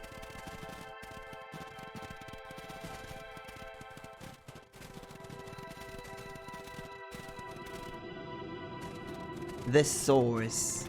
But I wanna... we can't go there. Look at all the lights. Worked. Just like the whole stinky place. We got something! I knew it. I knew it. Gotta get more stuff. So there's like a tractor and machines. They dig something. They found something here. That's what's his name? The Sharper found this thing. They dug it, then they made a replica of town to what? To so that the people stay away from it. Never know about this. Luca and Iggy inched up to the edge of the hole with bewilderment in their eyes. But why in this timeline, Granny is not throwing the torch and destroying the source and freezing everyone? Arctic air breathed out of the cavern in heaving gusts. Echo! Echo, echo. Wow. I can see why they wanted to move all town away now. Yeah, but why would they dig the giant hole? I think this is it. This is the source? It's a dang hole. How do we smash a hole? Oh shit, he found us. Oh, it's much more than that, my annoying little friend. Here. Where is Rollo? I wasn't lying before, he's safe. Well, safer than you two, at least. Oh, when he said that Rollo is at his home, maybe he meant like his literal home, the real home of Rollo in the old town. That's it called. You just had to drag me all the way here, aren't you? Mr. Kerr gazed down the abyss in contemplation. Don't like Kerr. Yeah, I think there's gonna be a twist and Kerr is actually a good guy. It really is something, isn't it? Well, what did you do, John? What's with all of this? Oh, well, that's a doozy of a question. This is the source, where they collect the unrefined, Scratched the back of his head. Honestly, boys, I don't understand any of that well enough to explain it. Fact of the matter is, I'm not paid to know. What do you mean you don't know? Ain't you in charge? Well, heavens no, my role is merely a flash a winning smile and manage various, complications. Complications like us? You are a smart boy. His face contorted into a saccharine grin. It really is nothing personal. You know what? Okay. Carrie's probably a bad guy, yeah. Aristotle the Dragon, hey yo, haven't been here in a hot minute. Hello, welcome back. I would explain what's going on, but it's really complicated. Basically, there are two towns. There is a town, and then they found this source which has some kind of frozen energy. Then they brought people like Mr. Care here, the hyena, to build a replica of the town and move all the people to that other town. And they are willing to do anything to cover this up, including killing children. I feel like we're going to get another bad end. Some people are destined to strive for greatness, and others are simply obstacles along the way. Seems like you were destined to be creepy and wacky. The point is, we all play our part in life. Mine just happened to be a lead in a role of a lifetime. And you happen to be extras, ready for your curtain call. We aren't giving up without a fight. Yeah, your smile's not gonna be a winning after we down you. Oh, now boys, there's nothing needed for a melodrama. It makes even a professional such as myself embarrassed for you. Let's change the mood a bit. Kerr snapped his fingers. Scene change. Oh shit. There, that's better. Deal with them. Oh, they're gonna push us into the hole. Sly glance. Oh, they're gonna push us. So, committing crimes? Yes. Why are you smirking? Because I have a box full of fireworks. You don't. Iggy waved the box Oh, shit. into the air, threatening to drop it down the hole. Stop. Let's not do something regrettable. Joke's on you, regret is one of my specialties. Out of curiosity, what would you happen if I throw these into the precious hole? Nothing at all. You terrible liar. I'll have you know, I'm an exceptional liar. Mama, that's enough. He plucked a single bottle rocket from the box and held it up with reverence. Stop, you fool! Call off your goons. After a long pause, Mr. Kerr flung up his hand with frustration. Very well. You all can head back to your night. It's been a long day. I'll handle these two from here. Oh, Mr. Kerr surprise. sighed into the frigid air. It's just Siggy, you can put that down. What, like that? With a nonchalant flick, Iggy tossed the firework into No, Iggy, you stupid idiot! Ah.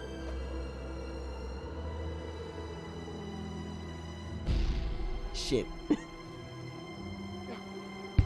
They were moonwalking. Oh.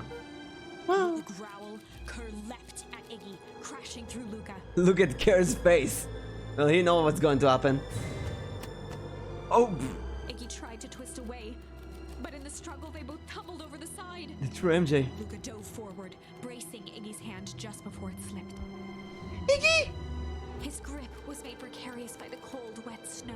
He could see Kerr further down, clinging to Iggy's coat. You reckless child, what have you done? Luca, listen to me. Hold on tight and use the walkie-talkie to call them back. What channel do I use? It doesn't make a damn difference. They'll always listen. If you do that, the clipper will just hold us up and snag us both. The only way to get out is if Kerry's out of the picture. Let's go. Let's save yourself. If you let's go, we both die, you idiot. Yeah, I don't want to die, but seeing the look on your face almost makes it worth it. Mr. Kerry, you have had a long life. Why don't you actually do something selfless and let go? Mr. Kerr Okay. gasped with insult. Long life? I'll have you know, I still play 25. You should have heard me sing the part of Philip's Young. Look in his eye, Mr. Kerr began to hum a proud melody.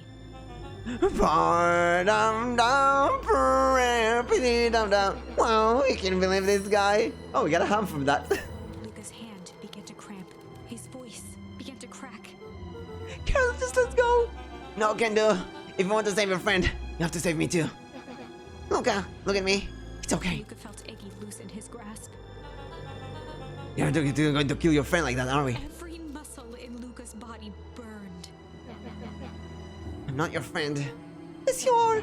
Nah, just a no-good bully. I nuke her. Iggy, Luca no. felt his hand slipping. I told you what you need to do with the bullies.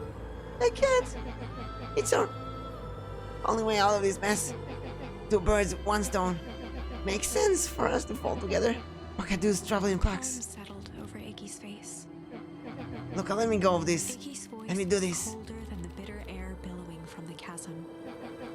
Let me do this right thing for once. Well, they're all gonna freeze anyway because the source was exploded again. Luca had no choice but to refuse or accept. Chat. What do you choose?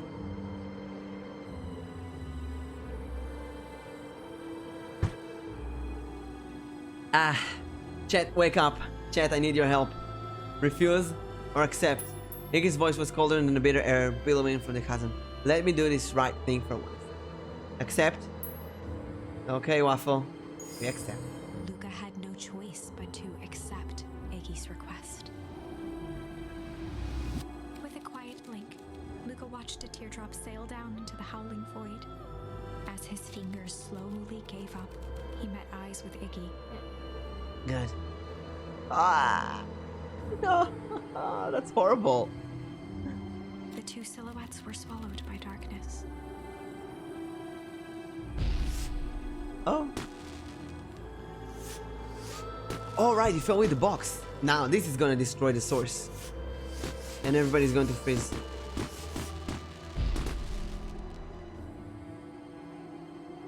Maybe it's not strong enough. Hell of a goodbye, Iggy.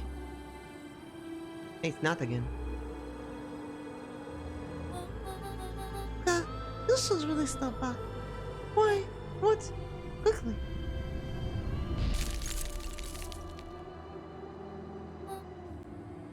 Curious. Oh, but of course. Those fireworks must have just the right amount of energy. We should get all of you before Penrynal Rivers arrives. Don't tell me what happened. Your friend Sakura's just saved the town. For a little while, anyway. Oh! Tempus Leucamine is a peculiar substance. It can change the relationship between matter and time itself, but doing so requires unfathomable energy. In a closed system, that energy can only come from its surroundings. A useful side product of the property being, by adding precisely the correct amount of energy to it, one can create a cryogenic cascade. So the gunk makes things cold, and the firework made the whole freeze over? Well, that's one way to putting it, yes. As dumb luck will have it, the fireworks weren't strong enough to generate a runaway reaction. I shudder to think what would have happened in that case. We have some idea what that would look like. Yeah, we do. It freezes the entire town. So the fireworks are just enough. I will take them a good while to safely break through and access the source again. If you know all this stuff, why haven't you been helping? I'll help them in my way. Each one of us has our own role to play. Iggy's role, it turns out, was to buy precious time. Mine has been to observe and wait. Wait for what? You? Me? Why me? What's my A role? fierce twinkle flashed in Nat's eyes. Luca Van Horn, you are going to save the world. What? With a chuckle, Nat turned and walked west. I don't understand if the game is just messing with me or breaks the fourth wall non-stop. Dumbfounded, Luca followed behind him, trudging through the snow. Every step taking him further away from everyone and everything he knew, and closer to destiny. To be continued What? in Beacon Pines, Pines Harder. What? Revenge served cold. What? Second time's a charm? What? Wait, that's it? This ends with a crummy cliffhanger just when it was getting good? I was even starting to like Iggy. No way. I refuse to be associated with some never-ending parade of sequels. That's unexpected. Let's go back and find something more definitive. Oh, that's a cool picture. So we can refuse. We have something else new, right? Yeah, we have Ham here in the fire and ice. Let's go with the refuse first and see everyone fall down. Luca had no choice but to refuse walkie-talkie in his pocket. A wild delight crept onto Mr. Kerr's face. That's a good lad. That's a good lad. Radio for help. Now radio for help. He begged Luca with his eyes one last time, but Luca pressed the button and called out, We need help. We need help. Mr. Kerr is in danger. By the way, there's no way that Luca can hold all of them and not slip inside. Once again surrounded by clipboards.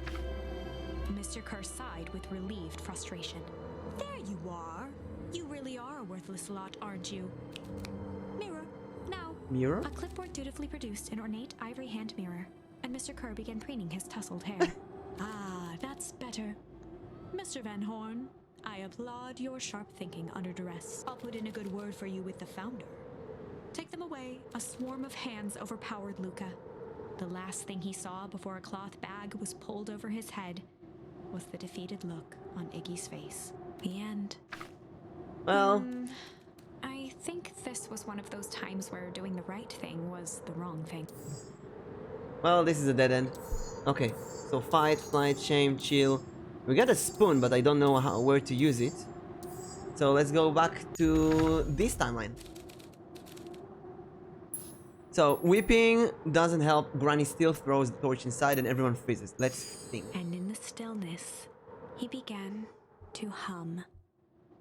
After the death of his father, Luca had trouble sleeping. Each night, his mother would sit at the foot of his bed and hum a gentle melody. It was the only thing that could calm his mind.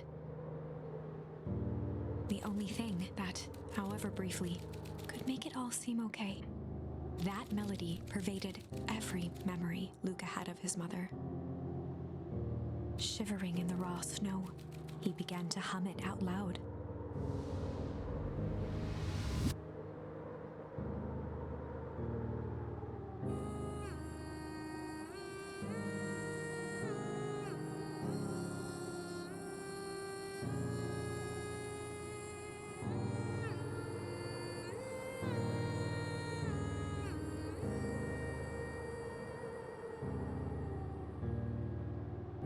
Gran lowered the torch, listening closely.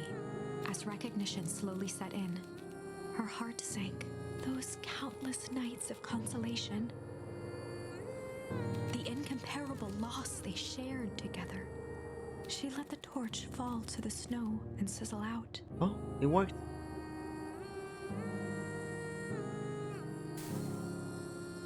A few steps toward Luca was all she could bear before dropping to the snow herself. So is she really Luca's grandma?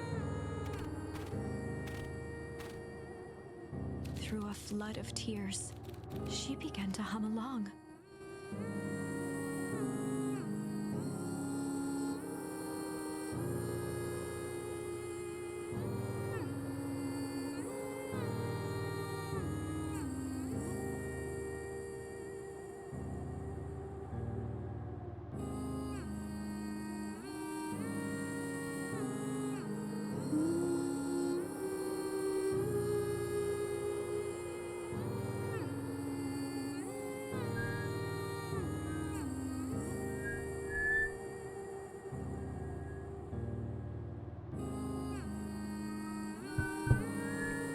Lifted his head in astonishment. The last time he heard that melody was the last night he saw his mother.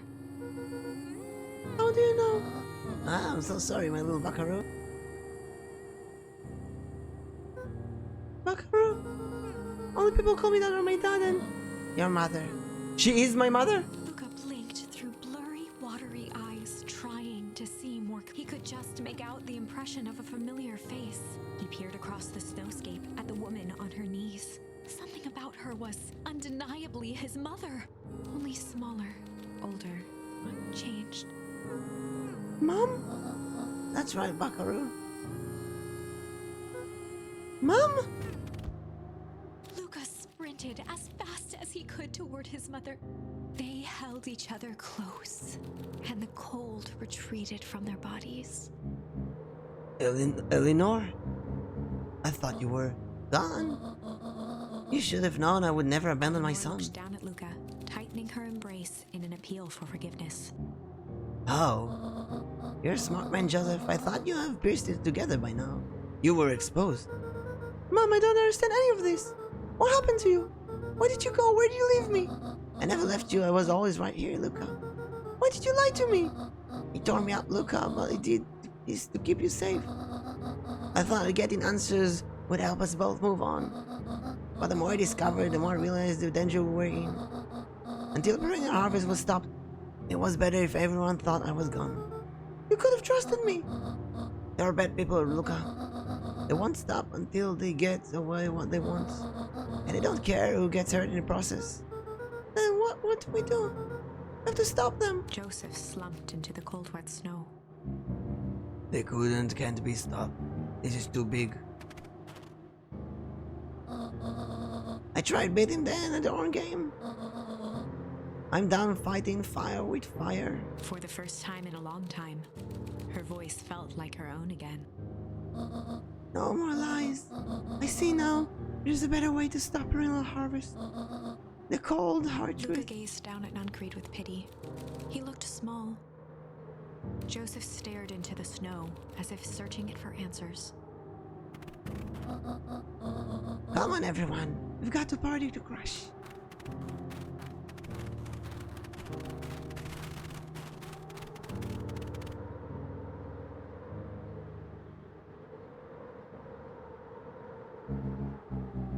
You don't understand. He always wins.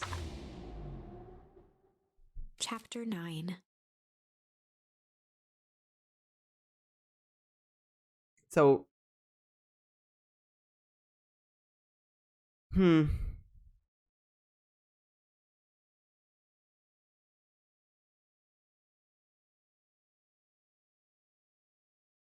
that covers the grandma story. She was just hiding because maybe someone chased after her. The devil you know. 7 months ago, Oh, Eleanor Van Horn crept down the maze of sterile hallways under perennial harvest. yeah, you got a prequel that explains She stuff. stopped in front of the large steel door marked Deep Engineering. No turning back now. Hey, Sully Bunny, welcome to the party. Your luck roll is a 16. Congratulations. She Good raised number. a trembling hand. The stolen keycard worked as promised, and the door bust open with mechanical efficiency. She was immediately hit with the smell of disinfectant. So what It to was do some with sort of Eleanor? Laboratory. In one corner was a desk covered in papers. Across the room stood a tall metal pod with hoses protruding from its base. She rushed to the desk and began shifting through the piles of papers. They were experiment reports on something called Tempus Liquamen. Tempus Liquamen is the new... There were Is the dozens source, of them. basically. Every one stamped failed. Hello, hello. Hey, Sully Bunny. How are you? What you've been doing today? Eleanor heard the sharp echo of footsteps approaching. She was out of time. Good time zone to you. Her eyes scanned the room, eventually landing on the strange pod. Muttering a curse under her breath, she dashed over and dove inside. Wait, that's the festival. Huh? And that is what change is all about. Wait, what is going on? Huh? Didn't go to, how about you? Just chilling. Oh, chilling is a good word for this game. We're trying to avoid a frozen death of everyone. Time liquid. Yes, yes, time liquid. When is that? That can't be 7 months ago because Beck, the cat girl, is not in town yet. But I'm in the future by the scruff of the neck, making things happen. Change is a choice. I'm tickled pink that we will all be making that choice together.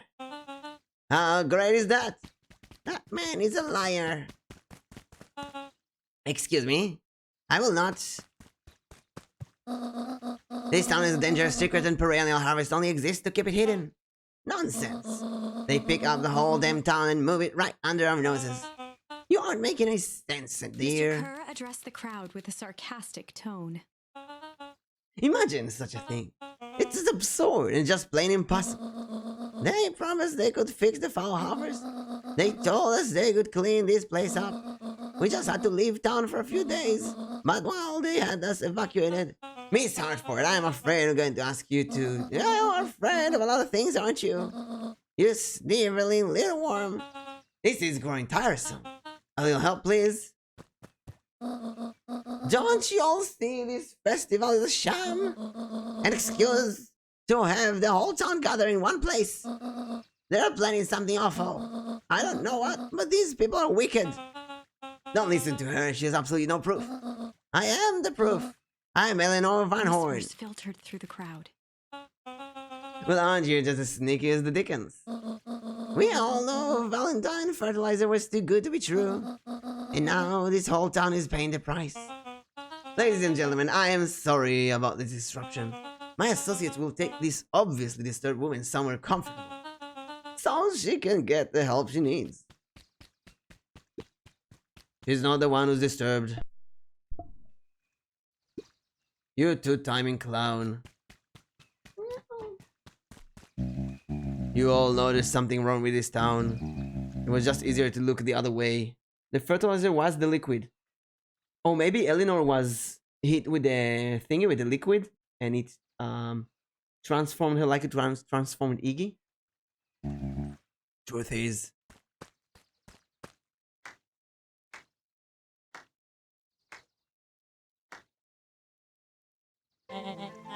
that's quite enough, Mr. Nuncrad. Torment dragged on Joseph Nuncreed's face. He is Mr. That's the dad, Mr. That's Sharper who died. He didn't die. He used the time liquid to make himself a child.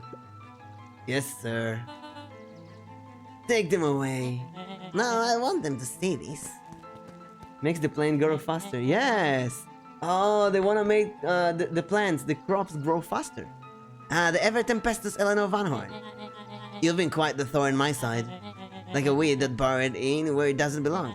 You must confess you look dreadful. He paused for a moment, plucking a piece of fuzz from his sweater and discarding it to the ground.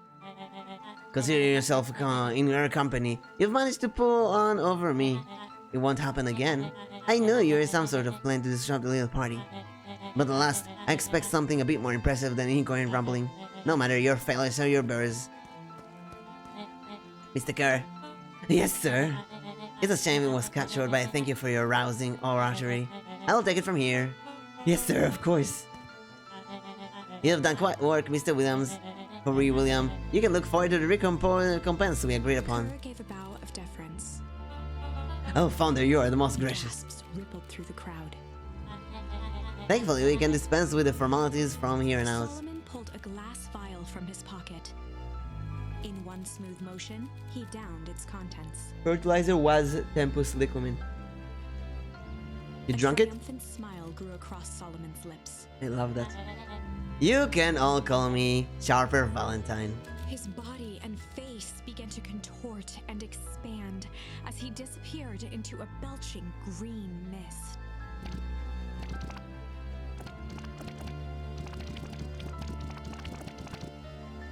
A hushed horror gripped the crowd. Oh my god. This is a story about change. What? No. Oh, so you didn't see that coming? Good. Sharper examined his new hands. Well, this is quite an improvement. Everything looks so much smaller now. Eleanor was right about one thing. This festival was a ruse. I wanted you all to witness the glorious return with your own eyes. Why does everyone look so downtrodden? This is a celebration, people. Maybe it would help if we set the mood. Mr. Kerr, be a dear and reveal the sign. Sharper Valentine Festival. Ha! Wonderful. Sharper choked out a crude squawk. Frustrated rumbles sprinkled through the crowd. Sharper, you're a malicious bastard. Malik. I'm glad you're back, but can you tell your face? You destroyed this town. We ain't gonna let you get away with it again. Sorry, this is not time for audience participation. Some assistance, Mr. Kerr? Kerr gave a subtle nod to the clipboards. You coward! Did anyone else have something to contribute? A helpless quiet settled over the crowd. I thought so. You all truly believe you could be free of me? A town of complete, utter fools? Oh, wait. How did we get from the snow back here? we have Eleanor knows the pipes. So you led us back to this town, to the origin, to the fake town, to the festival. Instead of freezing everyone with the source, which freezes both towns, use the pipes. So it's like if I need to draw them up, there's both towns are next to one another. One of them is hidden behind, I don't know, the factory in the woods, and the pipes connect them. And Eleanor took us back after we sang the song. Eleanor takes us back through the pipe, back to the phone booth, back to here. Fertilizer escalated the soul to death. You people should be celebrating my return. You clearly lost without me. But why did Sharper hide as a kid? That leads me nicely to my children. Daddy, I gave you both the greatest gift a parent can give. The opportunity to prove yourself in my absence. Squandered. To say I'm disappointed would be an understatement.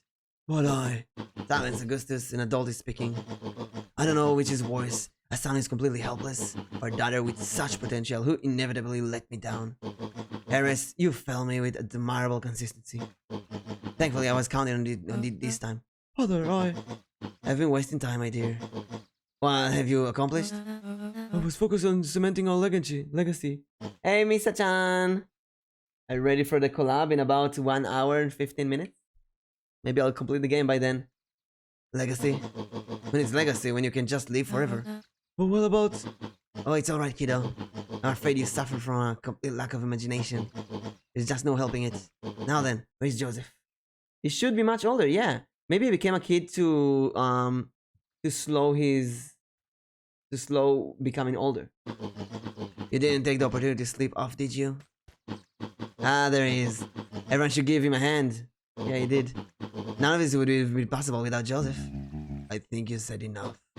Nonsense, the people deserve to know how helpful and loyal you've been. I only did what I did because you left me no choice. You always had a chance, Joseph. You were simply too weak to take it. No matter, cheer up.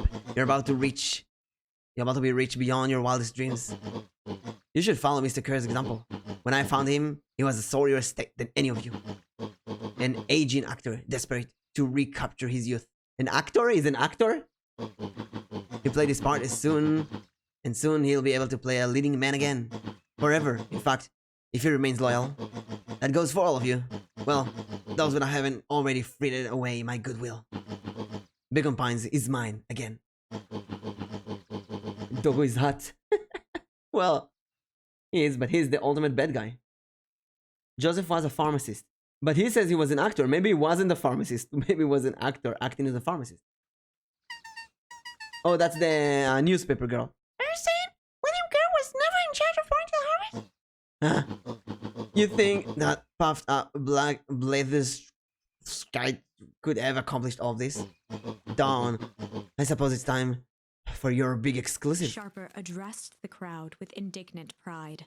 He'd planned this moment for so long that now, at the deed's fruition, it almost felt frivolous. Carl was the actor. Oh, I see. Oh, I see. I got confused. You see, I needed a figurehead to hold things down while I orchestrated my return. Someone to misdirect, lie, and build this town for a spell. So I invented William Kerr. Thank you, Bar. You've earned it. Mr. Kerr flourished a preposterously elaborate bow. Thank you. Patrick C. Montesquieu, thespian extraordinate, at your service. Founder, I just want to thank you again for this opportunity. Oh, this is what he sang in the other timeline. Joseph was a pharmacist who made the immortality drink. It was the role of a lifetime. Wait, so this Bill Kerr was a patsy the whole time? No, your secret is out in the open. What's to stop the town from rising up against you? Oh, that's the delicious part. Fear. Thanks to the clipboard, I know what each and every person in this town fears the most. Oh, they collected information about everyone. And I will make those fears manifest to anyone who steps out of line. The choice is simple. I'm not afraid of you. Ha, the young hero. I've kept an eye on you, boy. You and your friends made a habit of disrupting my plans. What a pity. If things would have gone a bit differently, you might have had your moment of triumph. But that's fate for you. You can't do this. Oh, but I can. I've won. Never underestimate what a great man can do, given time. And now time is my plaything. Perhaps the most expensive thing I've bought. But, well, worth it. Sharper coughed up one final laugh and cracked his knuckles. Enough chit-chat, let's get to work, shall we? And so, Sharper set about remaking the town in his own image. The fertilizer factory soon reopened for business. Sales rose steadily as more and more farmers across the countryside began to swear by its miraculous properties. Beacon Pines became famous, a secretive town that, for the right price, shared its gifts with all. Gifts that became more and more necessary in a world where winters grew longer and longer. The end. So in this timeline, William Kerr wanted the crops to grow so badly after he lost everything. So he faked an entire town just to keep being the mayor of that town. He extended his growth with a miraculous time thingy, time liquid. Then he used that time liquid to make better crops. Then he revealed it in a festival to everyone. That's so complicated. This is wrong, but things are becoming clearer now. A bit clearer. You can feel it, right? We can't let Sharper win. He might just be the key to this whole thing. Let's see. Let's see what we have here.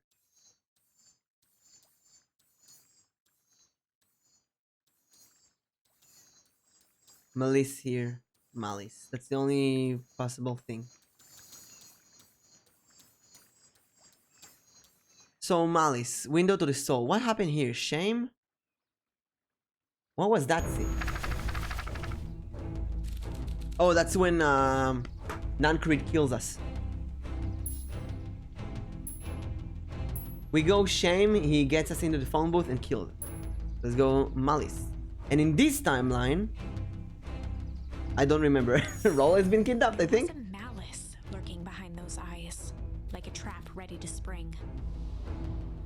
Back in time, like Luke chapter felt the weight of Nuncreed's 5. hand on his shoulder. Something wasn't right. He didn't know why, but something was telling Luca to get out of there. I just want this all to be over. Of course, I'm sure it will work out soon enough. I should get going. I told Roxy I'd check on Rollo at the Luca treehouse. twisted free of Nuncreed's grasp. Using the Tempest Liquid sucks energy from the environment. Oh, that's why it freezes the original town.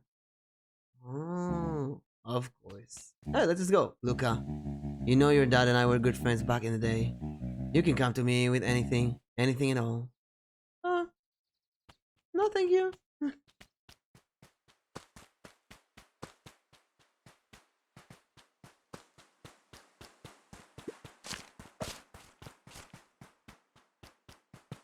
Beacon Pines. Beacon Pines. Beacon Pines. You know what? Let's just get to the treehouse. Beacon Pines. Beacon Pines. Wait, let's see if there's anything in the library. No. And no.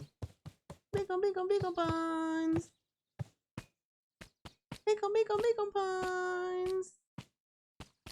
Oh, it's Solomon. The bad guy. His festival decorations are a bit humdrum.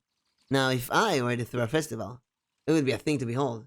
I agree, it's all more than a little sad. It's worse than sad. It's boring. What if a little something to spice things up? I'm listening. You know the festival sign waiting for unfold? It would be a shame The if someone... two scurried off, eagerly formulating a plan.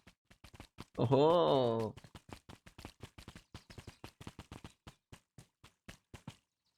Beacon Pines.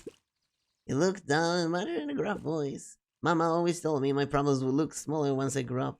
But problems always seem to grow right along with me. Heavens, I sense bigger trouble ahead. It sounds like you're saying Miko Miko Pie. Miko Pie.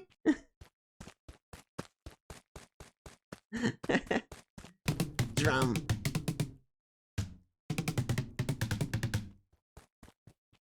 Beacon Pines. Miko Pie. Miko Pie. Hey, the birdie. Hey, Luca, what's up? Haven't seen Rollo around recently, have you? It doesn't come around here. It says that Rollo can only run, that you can only order decaf. Okay.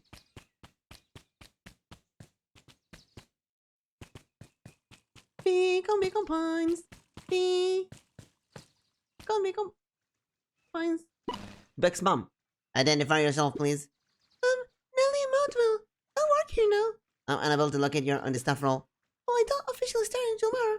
Mr. Kerr said I could come early tonight to get a few things done. Hold, please. Clearance authorized. Thank you. Harvest awaits. That's how you get in. You haven't got the right to the knocking a sneak on a guy like this. Don't scare him out like this junkie, son. Evening, Jeff. Is it the kind of life for junkie? I might as well lost the way for you. Find anything good? Well, I was exploring a harvest movie, every junkie's trash. You can learn a lot about personal life from looking at what did you throw away. But this bunch of old shredded paper and coffee cups. Well, I better get going. I didn't see nothing. You didn't see nothing. Say what? Exactly. What you gonna do?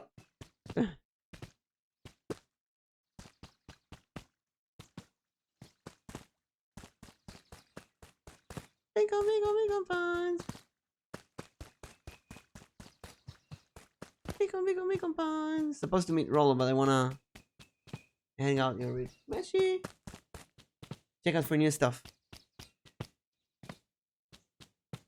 Haven't been here in a while. That's grave.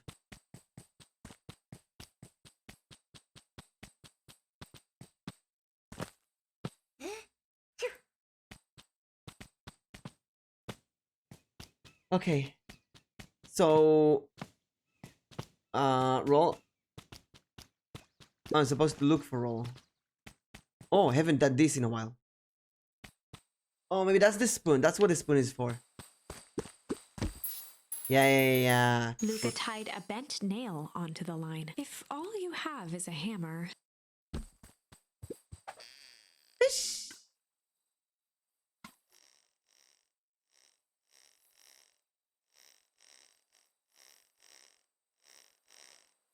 For some reason, I want to see a speedrun of this game. Nat said the Tempus Liquim required an extraordinary amount of energy to activate the time effect. So the energy is probably drawn up from the original town. They dried it up to get the energy. It's a photo of you and Uncle Joseph. Let me see that. Look at those two young fools. How'd you end up in the bottom of the pond? Who can say? Something is just hard to explain. It's Uncle Joseph. How come he doesn't come to fishing with us anymore? He's busy with his new job at the Valentine's. What's the new job gonna do with us fishing with us? It's complicated. Like I said, some things are hard to explain. So Joseph was really close to us when we were kids. Wait, what with the fisherman doggy? Hey, Jetson. Have you seen Rollo come here this way, Jens? Right now. And let's see if the fish is here in the pond.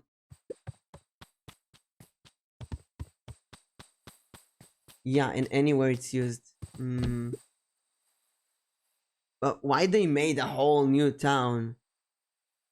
I mean, I guess to keep it a secret so nobody knows about it.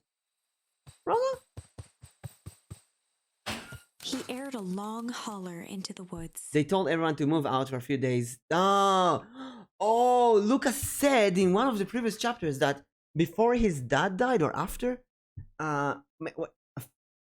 he told Beck when she moved and she asked something. He told her that when he was a kid, everyone needed to move out of town and slept in a hotel for a few days or a few weeks. That's when they built the fake town and brought everyone back to the fake town just to hide this secret. So I guess Mr. Sharper could hold the secret to time only for his own, only for himself. It's easier than just killing everyone in town, just building a fake town, moving everyone there to hide it. Actually, it makes a lot of sense now.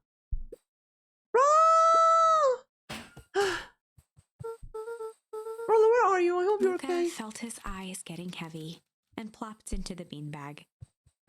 There's Iggy's coat. He conceded to its lumpy embrace.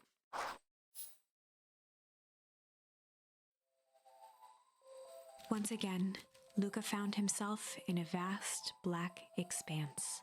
This time, he knew exactly where to go. He took a single confident step forward. The world flickered and pulsed. He found himself standing in front of the frigid air of a blazing campfire. The sort, he plopped down cross-legged and gazed into the cold flame. Soon enough, the fire began to die out, popping sporadically, until all that was left was a single ember. Lucas stood up and dusted himself off. He plucked the glowing ember from the cold ash, examined it, and slid it into his pocket, a keepsake. The voice of his father spoke behind him. "You made me proud, Buckaroo." Luca turned to face him. "Dad, what is this place?" A warm grin grew across his father's face. "A place where everything that has been and everything that could be all wait together." Luca found himself staring at his father's face, trying as hard as he could to memorize every single detail. Wait? For what? Another voice spoke out as Luca's doppelganger stepped forward. "That's up to you." Maybe Luca's doppelganger is not actually Luca's doppelganger? Like, it is Luca. Like, I don't know, time shenanigans? Without knowing why, Luca began to weep. Is any of this real? Are you real? Luca's father bent down to smudge away a tear. What if we're not really a kid? What if we turned back into a kid? "Of course. I'm as real as the part of you that misses me." Luca turned to look at the older version of himself. "And you?" The doppelganger choked back tears. "I'm as real as the part of you that's angry he's gone." Does that make sense? Through his tears, Luca laughed.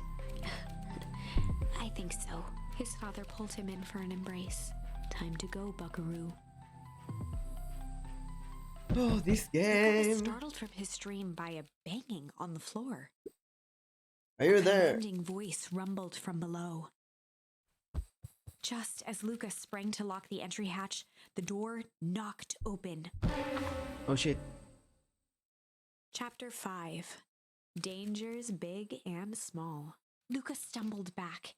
He heard the rope ladder creak under significant weight. Keeping his eyes fixed on the hatch, he inched backward to the balcony. As his hand grasped the door handle, Luca froze. A large figure clumsily wriggled up through the hole.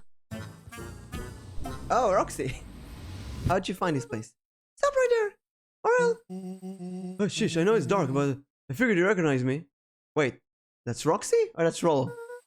Who are you? Oh my god, that's Rollo. The large figure cocked its head inquisitively. They did turn us to kid. What? stop! I'll clubber you with a baseball bat! Whoa, whoa, whoa, take it easy. Look, I need to get your eyes checked. It's me, Rollo. Nice try, but I know you aren't Rollo. You're like one of his random uncles or something. Where is he? Uncle. Now, Luca, quit messing around. It's me. If you try, you'll prove it.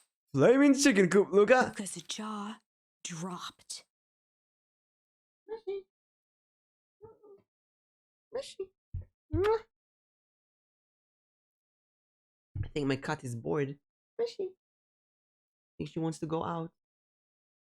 You're so soft, Mushy.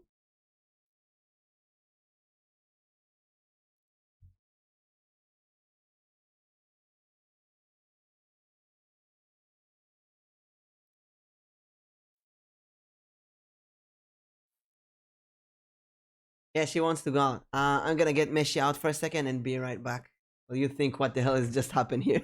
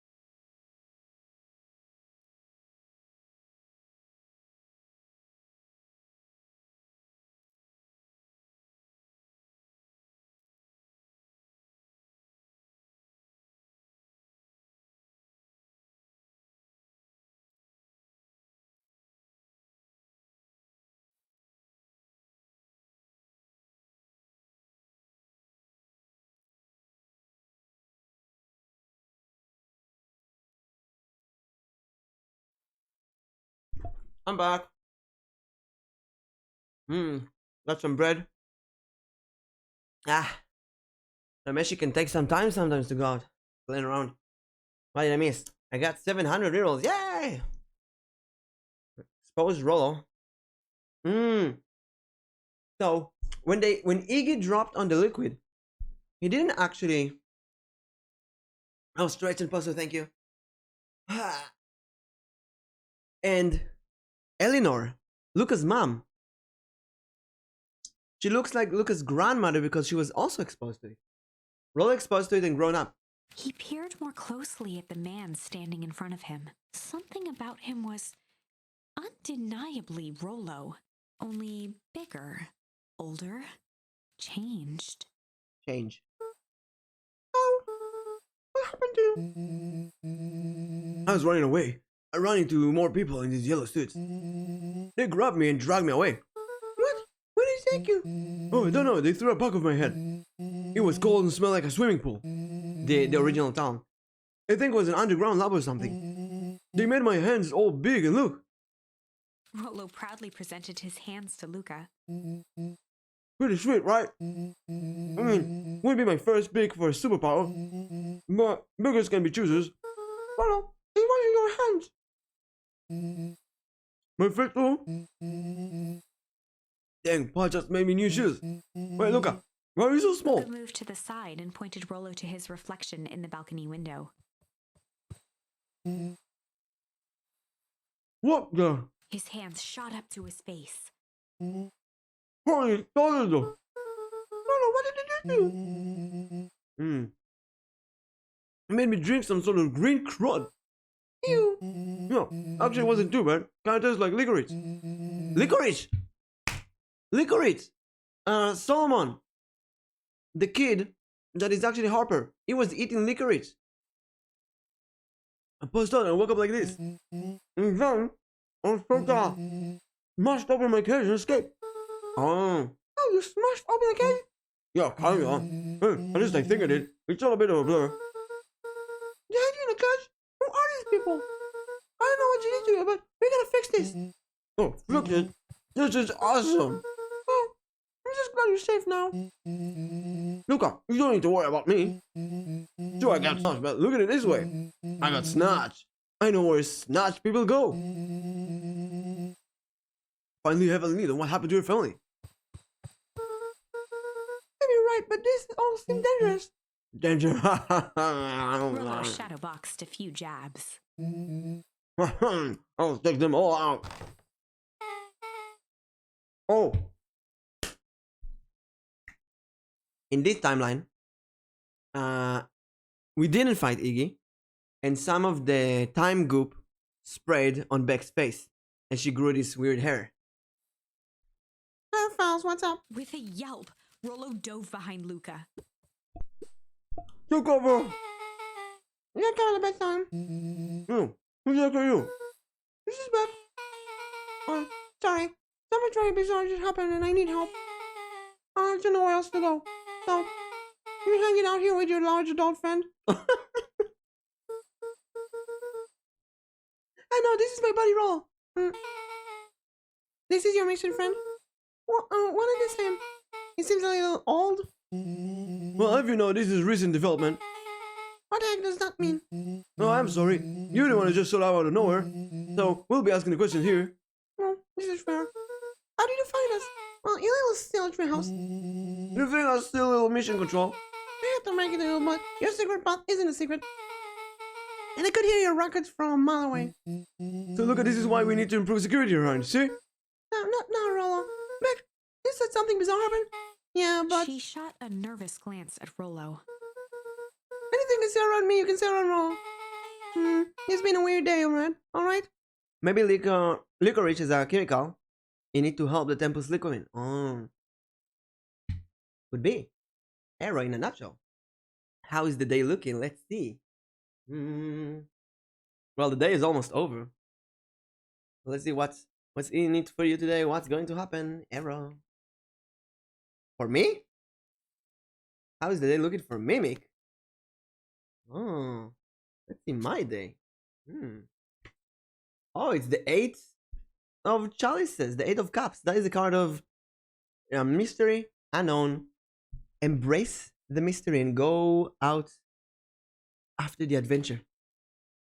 Less thinking, more just enjoying the moment, embracing what you don't know, and going after it.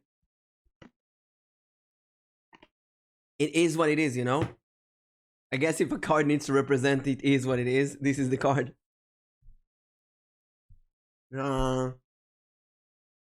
Everything's awesome. It is what it is. Indeed. My life is pretty good. Numbers going up. I'm meeting more and more amazing people. Surrounding myself with wholesomeness. And this game is also pretty amazing. Oh, Era, I want to tell you that. Playing this game kind of feels like Zero Escape in a way that you skip between timelines. Which is really cool. Because every timeline is like a dead end or bad ending, and you need to, I guess, complete all timelines to get to the true ending. So, highly recommended. And the plot is really complicated and good. This hasn't been a weird day at all, alright? Yep. Beck's eyes narrowed. Okay, so it all started when I made it back home. My first starting reason was to try and salvage my hair. So I dyed it with some stuff from the chemistry set my mom got me. Oh, this white's blue. Okay, just need to play it cool. And hope no one notices. Notices what? Nothing. We just, come over here and let me have a look. Oh, honey, what did you do to your hair? Just kind of felt like a change. This is going to take forever to grow up. You were the one who said to change is a good thing, right? Maybe that's why Solomon Sharper eats a lot of licorice. Yeah. Maybe they just hide the thing in licorice sticks. And this is why he eats it, because it's like a, you know, Harry Potter? Which book was it? Harry Potter 4? Yeah, Harry Potter 4.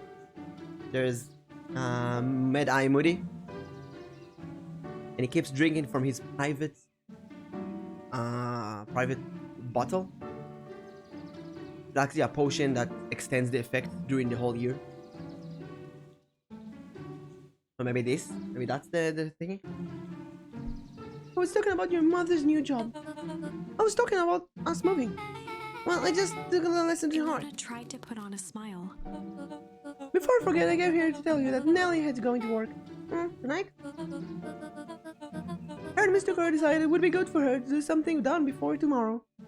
Maybe that's why there was no mention of a candy shelf. Oh. It's not really a candy shelf, it's the shelf of the potion. I have to go. Bye. Thank you for the amazing stream. Thank you, Waffle. Hope to see you later. That Karen guy seems like a grade A creep. Beck. He's this weird cult of personality. You are not going to ruin this job for Nellie. It means so much for her. Oh, I know exactly how much it means to her. It means enough to her to exile her daughter to this pod-dunk town. This place sucks. The people are weird. You just don't know him yet. It's always cold. We're in the mountains, you'll get used to it. I can't even pick up a single distant station on the radio. It's all banjo music and farm reports. You don't grow up in a town not too different from this one. Is this why you're better talking to plants than people? Okay. So here's what we're gonna do. First of all, you're grounded. What? Yeah, in the morning, I'll have Nelly come see what we can do about fixing your hair. You need to look presentable for the festival. Oh, but not another peep. She sighed, and after a moment, looked down at Beck sympathetically. I know moving is hard, honey, but it doesn't mean you have to make yourself miserable all the time. Only people seem to have that covered for me. Other people. Oh, if you decide to rebel by denying your hair more, Flashed a dying, sly grin and tousled Beck's hair. I'll just shave it off for you. Think of how rebellious you look then. Very funny. Thank you. Good night, sweetie. Good night, Mom. Wait. First of all, this town does not suck. Second, you need help because you got grounded? No. I'm sorry you got in trouble. It's my fault how I grew up in the first place. Oh, don't worry about it. I actually kind of like this look. Oh, great. Then we can go back to the story now? The next part is a bit important, but after News radio upgraded by my mom, but I was angry when I went to sleep, so I tried to download something worth listening to. Shh, radio noises. Mr. Kerr, are you there? Mr. Kerr? Yes, I'm busy. What is it? Yes, I'm busy. What is it? Apologies, I just found her on the line. Patch him through immediately. One moment. Hello, sir. It's nice to hear from you. That's gonna be Solomon's voice. Keep the pleasantries. What's your part on a new leader research deep engineering? Oh, Nellie Modwell seems to be integrating nicely. At this very moment, she's working on us to help meet the deadline. She offered to work overtime before I had a chance to suggest it. Excellent. Have you ever felt that she's capable of finishing the work left by her predecessor? It must be completed before the festival. Oh, I make sure it stays the night and it's still complete. Oh, we know that Nelly? We know she's a chemist or something? So she's gonna replace Mr. Nancrad, I guess? Good. You know how I feel about loose ends. Yes, sir. Once she has finished the work, we need to make a determination regarding her long-term prospects in the colony. Immediately, sir. I should have more time to fully bring people into the fold. We are in the endgame, Bill. Bill? Hey, Mina the Great, welcome to the party! Your luck roll is a 15! Congratulations! After the failures with Dr. Prescott, I can't afford to take any risk. Hey, Mina! Dr. Prescott, who's that? Of course, sir. 15, not bad. 15 is amazing. It's a really good roll. No loose ends, sir. Once she finishes the work, she will either have to leave office completely committed to parental harvest, or she won't leave at all. Perfect. Sir, if I might suggest, maybe we should delay just for a bit. Oh? It's just, we seem to be rushing into this festival deadline. And rushing into things caused some, issues in the past. I see. Please understand that I want what's best for you. I'm eternally grateful for what you've done for us. Bill, I'll make this very clear for you. Oh, Bill is the name of the actor. So he calls him Bill in private. I'd rather to make things run smoothly. Not to have opinions. Of course, sir. You're not Bill. You're the only few days away from having everything you ever dreamed of. Yes, sir. Yes, sir. Thank you, sir. Yeah. So, just to clear, when you said loose ends, we're talking about murder, right? Like actually killing someone. Capital murder. Luca gave Rollo a quick elbow to the ribs. Who is this founder? I was hoping you guys would know. No, as far as I know, Curry is the top banana of the perennial harvest. He sounded scared of the founder guy. You ever been topper banana on the field? What the hell is my mom caught up in? Has she talked much about the war? Not really. She's certainly going to come up and continue to work with someone she respected. Oh, Luca, do you think that the body at the warehouse was... the body at the warehouse in the first chapter? That could be the one that Beck's mom is replacing. Who died maybe because of using the time liquid in a wrong way. Maybe they used it too much and it aged them until they died. The person Beck's mom's going to replace? That would make sense. Beck, it seems like Nero's predecessor loose-ended.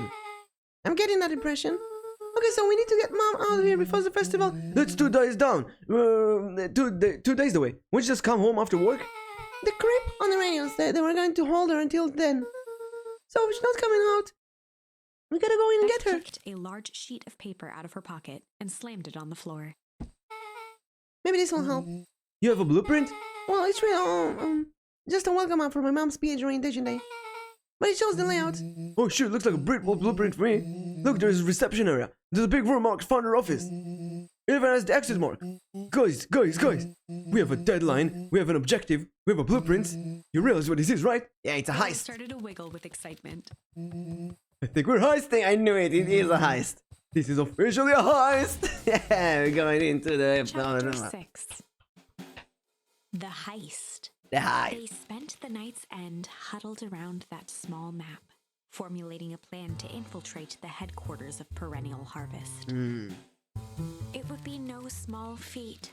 A modern facility equipped with all manner of technology, not to mention the swarm of clipboards that would most certainly be scattered throughout. By the time the sun began to peek through the car window used as a makeshift balcony door, all were in agreement. This could just work. The final day before the festival would be used to prepare. They'd need to pool every resource at their disposal, pull every favor with a thread. Even enlist some unsavory characters around town with important tasks only they were suited for. This will most likely fail. Luckily, there was enough ill will and mistrust toward Perennial Harvest that alliances could be found at a bargain. Luca, Beck, and Rollo rubbed their eyes as they exited the treehouse. They hadn't slept at all that night. There was no time. The festival was to begin in one day, and they each had their assignments. Alright, great recap. Rollo, you're gonna talk to Roxy. Cordially. Without her and Fitz, this whole thing couldn't go to bust. Me? Cordial is my middle name. Uh-huh. And also to explain the He new waved vaguely at Rollo's sizable figure. circumstances. Oh, but she'll be happy to see you alive. She won't even notice I Snorted an grew up. involuntary giggle. And Beck, you sure Ilana won't just shoot the whole thing down when she hears it? She'll listen. Once you understand that Dendronella is in, Danger we're all in, the plan will make sense, yeah. Okay, that leaves us with Jeff and Iggy. How are you going to persuade them? Let's think of They something. each looked at each other with sleepy confidence and nodded. Well, Godspeed.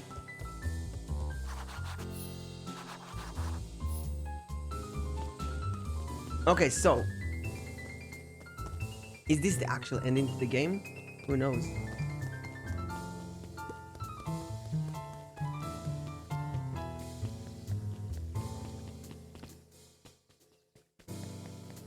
We gotta find Iggy and who else? Someone else.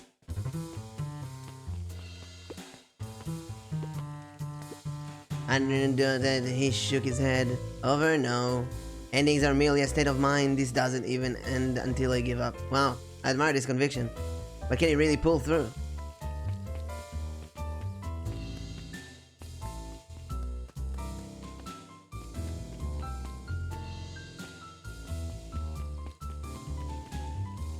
Wait, I always forget what's in here. Alright, it's done. You ever wonder why an agriculture company of all employs an army of survey takers? But the clippers, is he just trying to make us happy? Yeah, they want to make us happy. Just figure what makes us happy. An important distinction. So you had to learn what makes us happy to blackmail us in the future.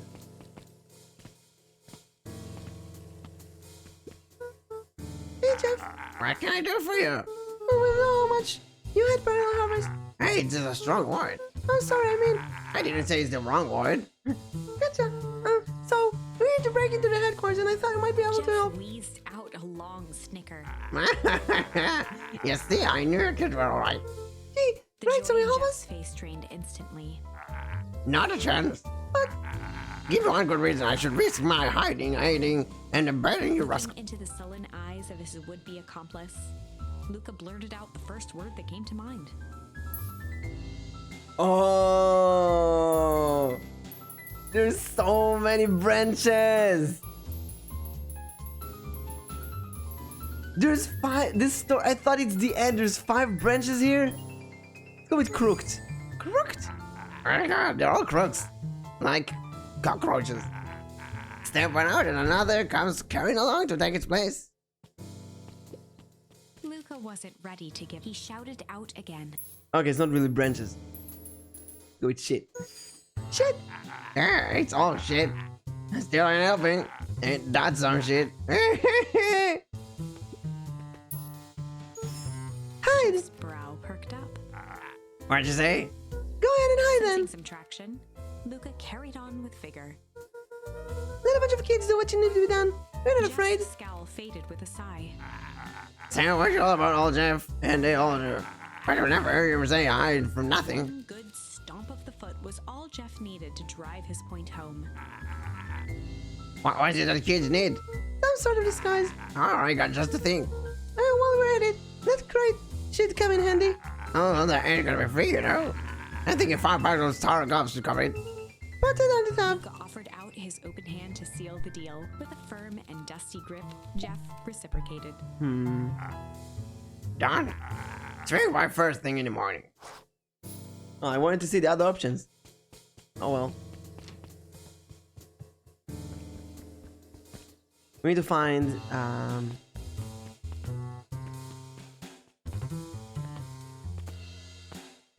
oh, there they are. Hey, Tish. Look who's here. Luca, are you trying to tick us to death again? Just to cheer me out. Raised an eyebrow suspiciously. Oh, listening. Hey, I know we're both giant bags of malice to each other. Malice? Oh, the smart guy here with his smart words thinking impressing us? Scram, we're interested. Luca knew they'd need Iggy and Teki tried again. Hey, I know we're both a bag of shits. Iggy Each gave a other. reluctant shrug. You're not wrong. This is the word that Iggy used in the other timeline where we became friends. He said that we're a bunch of shits to each other. But lately, life has been kinda crooked, you know? Correct? Yeah, well, life's always crooked. Get over it, we're interested. Iggy gave a You're not wrong. Life has been kind of hard, you know? Hard? Yeah, well, life's always hard. Get over it. Iggy gave a Strange, you know? He considered the point. Things have been weird around here. I'm offering interest and asking for help. What you say we break our hostilities, at least for now? We do like breaking things. Even if the truth means less breaking things. What if I told you there was a way to have a truce and break stuff? Go on. I need to cause a destruction so I can sneak into Perennial Harvest HQ. A wild-eyed grin spread across Iggy's face. Mama, Luca Van Horn, I'm impressed. And after this is all done, maybe you and Tish can come and hang out in the treehouse sometime. Iggy glanced over to Tish, who nodded in agreement. Fine. But we're not there because we want to see your crappy treehouse. We just like to cause chaos. Quick nod, Luca was off. Nice. Did you hear that, Tish? He gazed up at Tish with a smile. Invite us hang us in the A single treehouse. tear ran down Tish's cheek. I never expected this to come. How wonderful. That was unexpected. Chapter 7 to the Hive. A good heist requires preparation, and thorough preparation takes time. Something they had precious little of. So far, everything was in order. Jeff, Iggy, and Tish all agreed to do their part. Beck radioed Luca that night with a simple and covert message. "We're locked and loaded on my end." And Locked Rollo, and loaded. after a lengthy confession, managed to persuade Roxy and Fitz to help. He stowed away in mission control for the night to avoid attracting attention. Rollo, being uniquely suited for the role, would be the first to breach Perennial Harvest. To the roll. The outfit provided by Jeff wasn't perfect, but a convincing disguise is 10% wardrobe, 90% confidence. Rollo took a few vigorous breaths and shook out his arms. Just stay calm, Rollo. You can do this.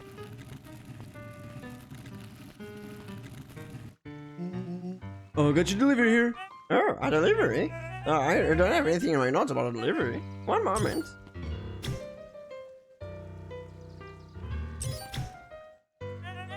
I'm so sorry, but no delivery is scheduled for this morning. All He right. had to think quick. That's because this goes directly to the founder. He has to be kept a secret. Sighed, adjusting his tool belt. You know how the founder can be. Oh, I suppose we can leave this one off the record. Oh, it worked. Harvest awaits and such. With a stroke of his mustache, Rollo proceeded into the Perennial Harvest headquarters.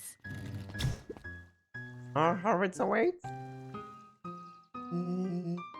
How could you for the founder? Huh? I didn't hear anything about. Yeah, this need to know kind of stuff. Oh, I'll He just check. stammered and flipped through the pages of his clipboard.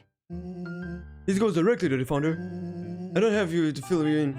Oh, I see. You could just complete this Rollo form. interrupted with urgency in his voice. Every time, with the form. Look, if you want to explain to the founder why I'm late, well, it's your funeral. Oh, I'm sorry. What's your name once again? Rollo panicked. Harvest awaits. Sir? That's a restricted area. Excuse me, sir. A harvest awaits! Ready to light this candle dish? Yeah. Suck on this piranha harvest.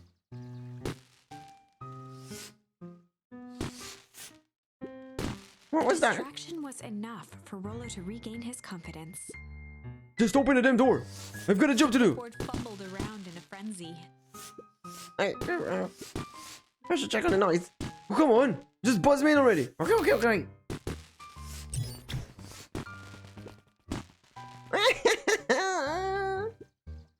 Whew, that was close. Our harvest awaits. Hey, I figured when in doubt, stick with the classics. Well, that was a close one. But you pulled it off. Nice work, Roll. Alright, everyone knows what you need to do? Yeah, deep engineering is to the north. I'll go with Beck, in case you need some muscle. I'll head east to the founder office. You two be safe. Look at the founder's office. Deep engineering wing. Back and roll if that's covered.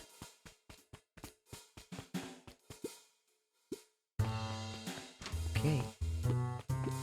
That's odd. Not even any cups in the water. Maybe it's not water. Wait.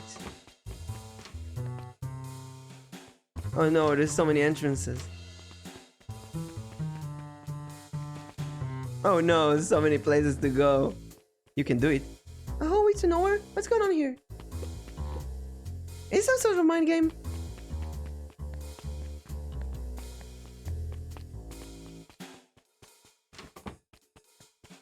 The hell is this? Oh shit, Solomon. Solomon stopped in his tracks. Luca, what are you doing here? It's a long story. Are you okay? An air of confusion flashed across Solomon's face. His words rushed out dramatically. No, I'm certainly not okay. Some strange people grabbed me and... Oh, were they in hazmat suits? Yes! How did you know? They brought me here and locked me, and when they were distracted, I ran. Oh, dang, okay. You should stick with me. We got a plan. Solomon's facade briefly faltered. We? Yeah, rolling back at the deep engineering. Oh, thank heaven you found me. We got to get out of here. Oh, he's smart. I love this. We can't leave just yet. But they'll catch us again. You gotta do something. I've gotta do something first. When you were running, did you happen to see a door marked founder? Founder, why are you looking for him? I'm not. I just need to get into that office. Now that you mention it, I do think I saw a door said founder. It's just down this way. Luca happened to notice a plaque above the door. Office of the founder? Knocking counts with consequences. Oh, here it is. So it is. It's pretty lucky that I ran into you, or else I might have missed it. Truly fortunate. Luca tried the handle. Look, Solomon leaned forward to examine the mechanism. Regrettably, it seems to be some sort of electric lock. I don't see how we could possibly defeat a lock like this. Luca smiled and looked at his watch. let's just wait a minute. I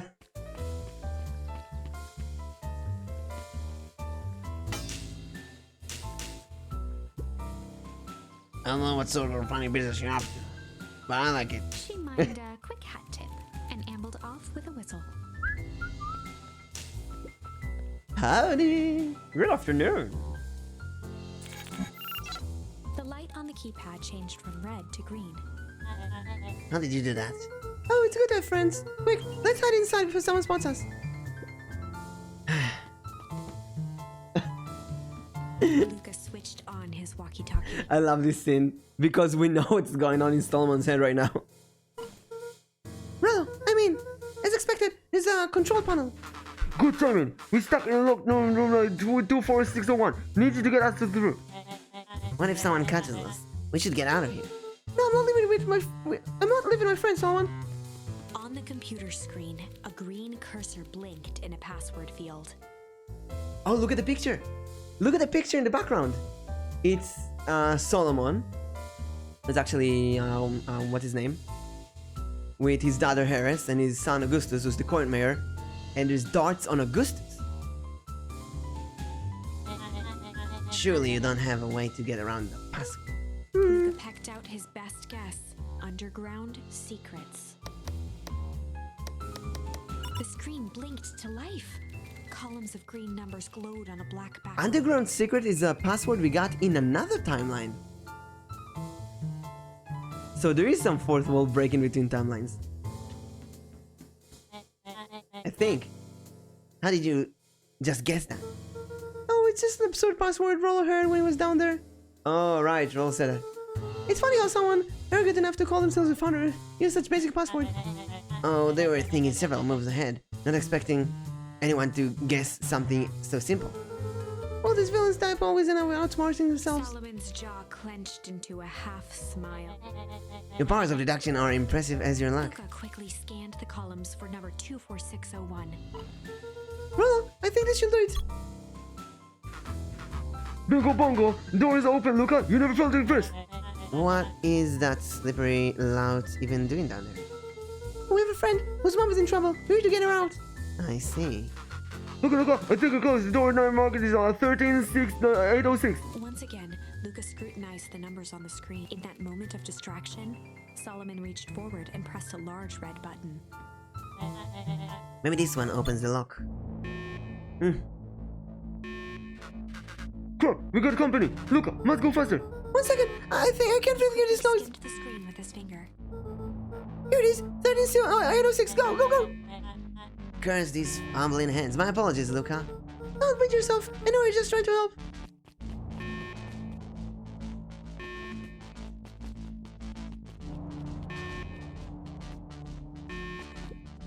Oh man. No water cups. Roller. Roller. Roller. Oh, are you okay? Roller, come in. Oh, they reached the dead end. Mr. Kerr approached with a sneer and spoke into his walkie-talkie. You can turn off the alarms. They struck. With self-satisfaction, he called into the hallway. That, my dears, is a dead end. Nowhere to run. Roller, where are you? Are you okay? Yeah, I think we lost them. Making our way back to Nella's office. Oh. Okay, you two rabble arousers are coming with us. Nope. Oh yeah. Make a break for it. Yeah, little shit, just kick me. Just then does it, go after them. Okay, I think it'll work. Roxanne face them while Goose chase. I'm having trouble following what just happened. Well, like I said, it's good to have friends. Roller, how long do you think Roxy can distract them? Oh, how long can Roxy keep someone so pissed? Can't they, they can't get straight? Not easy, we've got time. Entering Nella's office now. Mom?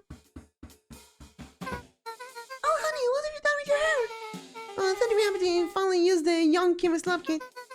You sure ran out for making incredible proud in the most frustrating ways. We need to get out of here, Mom. Oh, wait, who's the adult friend? Oh no, I'm not an adult.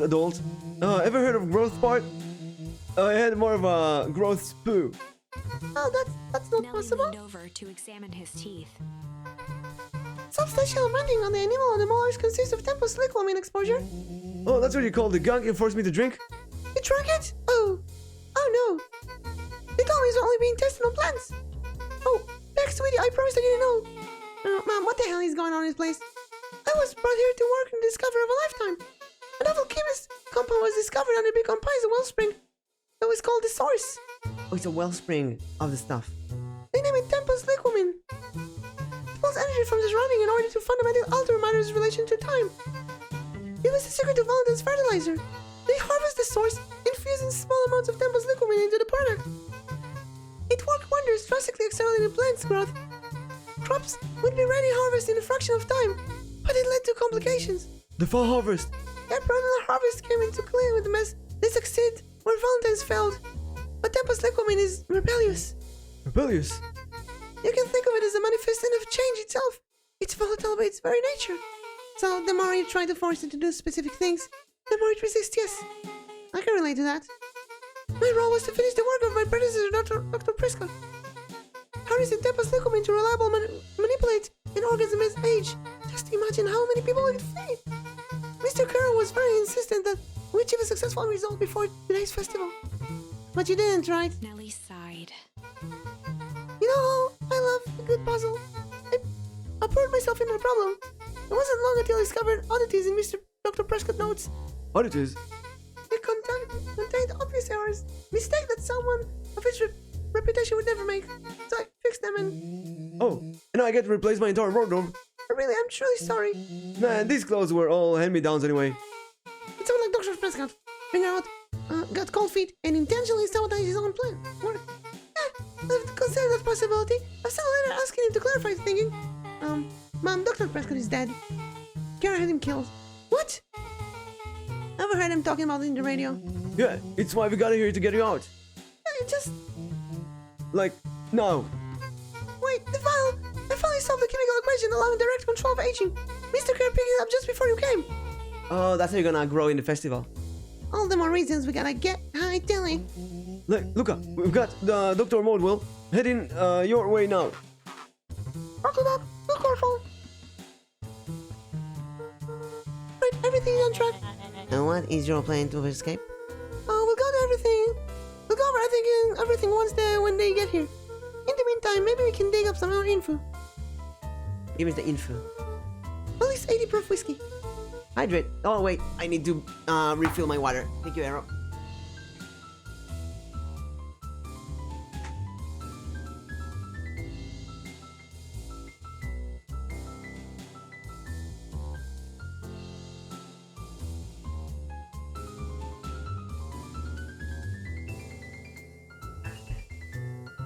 We have the water. Ours, boys. Roll my luck, Arrow, your luck is a 5. And stretch.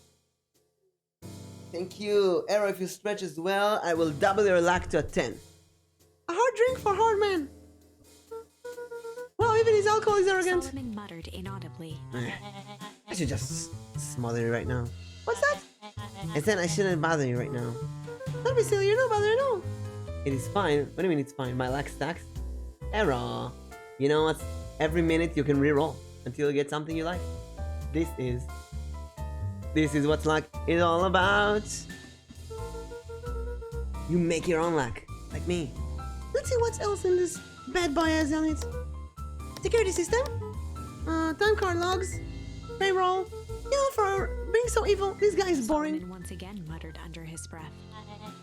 I just you wait. Huh? Oh, nothing. Luca tugged on each of the cabinets.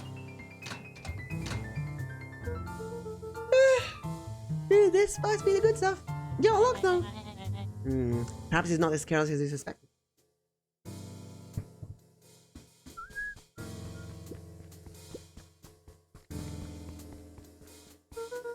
Looked like the founder was helping Kara plan the festival. Why would such a secretive leader be obsessed with a party? Only time will Luca tell. held his hand up to the ashtray. Still warm. He must have been here recently. Yeah, like standing next to us right now. What if Luca can deduce that this is Solomon? I really saw I got to join in this best, Solomon. You don't know. You need to worry about me. Well, I feel it either way. We're gonna get you out of this, I With a promise. subtle, quivering lip, a smile crawled across Solomon's face. They heard the trampling of frantic footsteps from the hallway. Look it! Looked. Oh, that was close. When we left Nelly's office, it was swarming with clipboards. We barely got away. Did he follow you? Yes. Carlo. But before we start tossing blame around, it is possible someone ordered pizza. We'd love to hear your thoughts. Definitely not pizza. Why now? Don't look at me. I'm officially retired from the heisting business. We're so sorry for the inconvenience. We just have a few quick questions. Just let me think. Can someone watch the door? Of course. Everyone else, huddle up. Oops. I think this little caper has gone along long enough. Solomon, no! Hush now, child. The adults are speaking. Dr. Morwell, a brief reintroduction is in order. We've never met in person, but we have corresponded. You see, it was I who hired you. Solomon, the pathetic orphan child. The powerful and enigmatic founder. Sharper, the fallen progenitor who created this town. perennial harvest, Valentine, fertilizer, all connected by a single thread. Yours truly. Her eyes searched the floor in thought. Solomon watched eagerly, waiting for the flicker of epiphany. With a sickened look, she peered into his soul. Yes, now you've got it. That was like when you discovered how to reverse the process? Solomon clapped with genuine delight. Very good, Dr. Mulwell, very good. Thought the discovery wasn't intentional. Solomon glanced down, examining his youthful form. In effect, went a little too far for my tests, That's why you needed me to finish Dr. Prescott's work. which you did admirably. Mr. Kerr, the vial, please. Kerr presented it with a theatrical twirl of the hand. Because he's an actor. May I present you the eighth wonder Before of he the... could finish, Rollo snatched the vial from Kerr's palm. Yeah, well, this stuff sounds pretty valuable. Be careful, you fool. You have no idea what you have in your hand. Ah, actually, we do. You just did a whole evil villain monologue thinking about it. Rollo casually tossed the vial to Luca. Gosh, maybe I'll have a taste. Jiggled the vial mockingly. Seize him. Luca! Over here! Move another inch and I smash it! She held it tightly behind her back.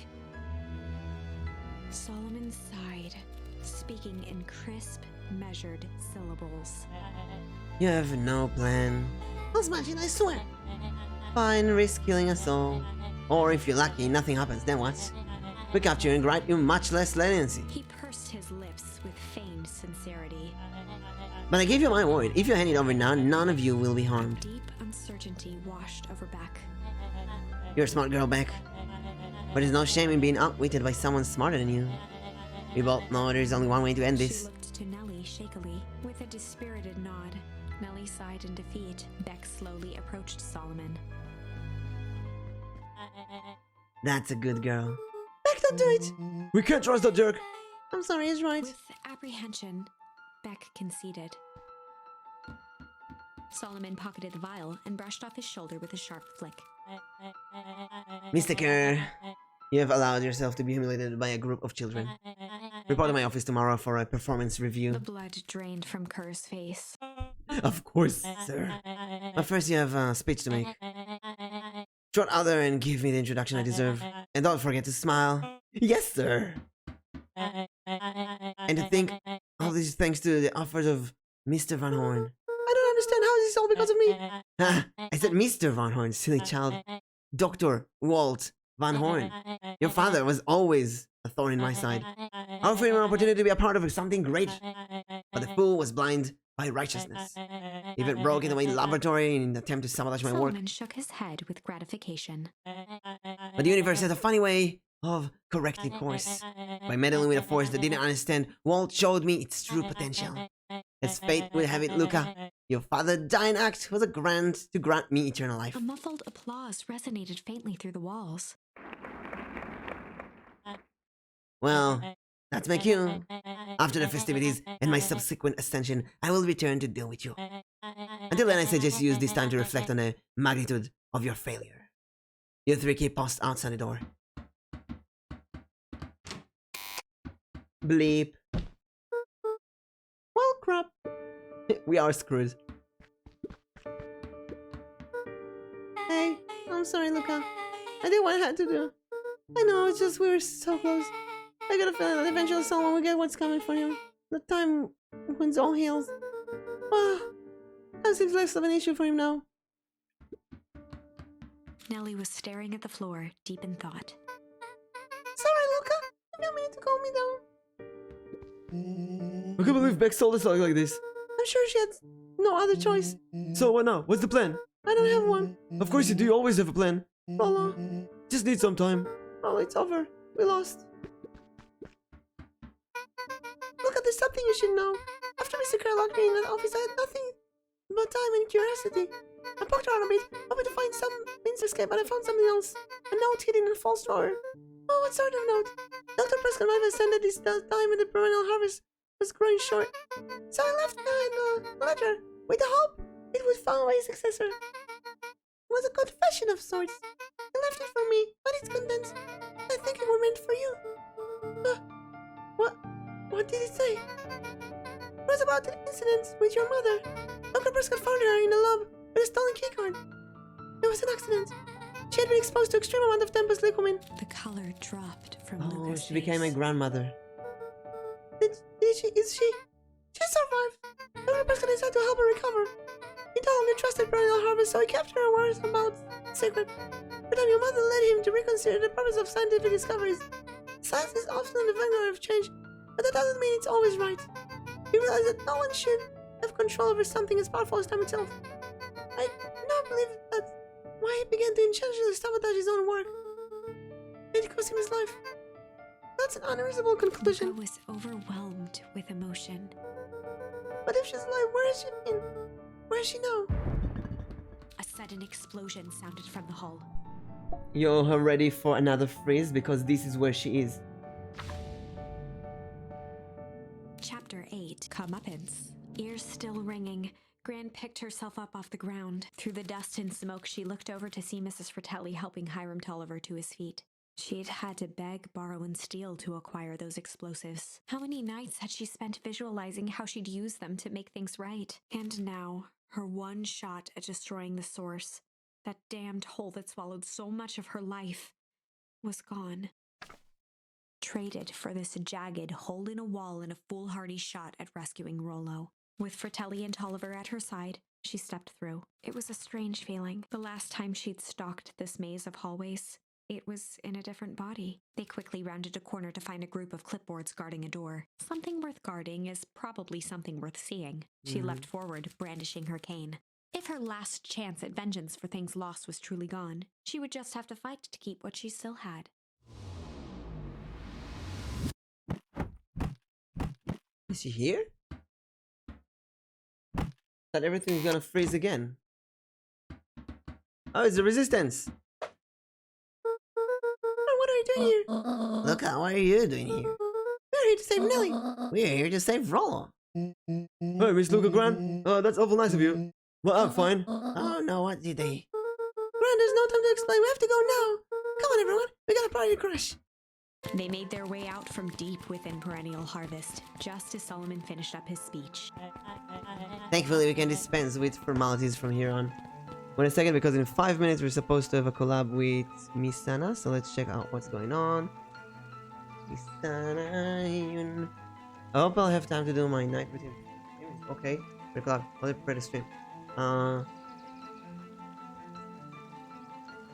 Yeah, just tell me when you're ready.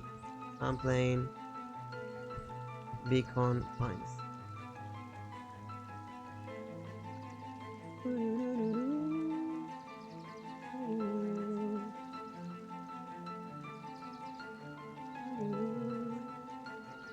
So we're gonna wait for Misana to tell us that she's ready. But now let's finish this end. Thankfully, we can dispense with the formalities from here on. Solomon pulled a glass vial from his pocket. Poofed! We gotta stop In him. one smooth motion, he downed its contents. A triumphant smile grew across Solomon's lips. No. Well, I guess that's it. We lost. I guess that's it. We lost. Boo! Hey, Uncle! It's Uncle Uncle! I wouldn't be sure about that. With a mischievous look, Beck elbowed Luca. What did Beck do when she held the vial? When I had the vial behind my back? Oh, it's me, Uncle Uncle. With junk inside. I might have tweaked his wonder potion with a little junk. Can't wait to see the look in his face when he realizes he's drunk his own cigar ash. How did ashes get in the vial? It was pretty easy to mess with the vial when it was behind my back. Oh, that's sneaky. Well, it's a bad habit anyway. Pa always says bad habits like 50 years old field goals. Hard to kick. You can call me Sharper Valentine. His body and face began to contort and expand as he disappeared into a belching green mist.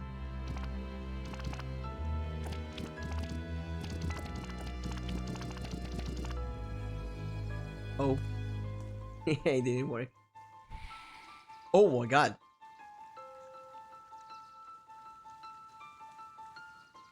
Well, that's one way to kick on a better habit. Holy sh! Oh wow. As the last of what was once Sharper Valentine wafted into the air, the crowd began to disperse, still numb from what they had just observed. Sharper Valentine was gone for good. His end would be a new beginning for Beacon Pines, a new chance to let go of the things they had lost and grab hold of a new future. The end. Well, I'd be lying if I said that wasn't a bit gratifying. Still not a good ending. If that feels to you like a good note to end on, I won't stand in your way. So we have 2 more endings here. Feel like there's a really big ending somewhere. So we're gonna go back to this place, but at the same time,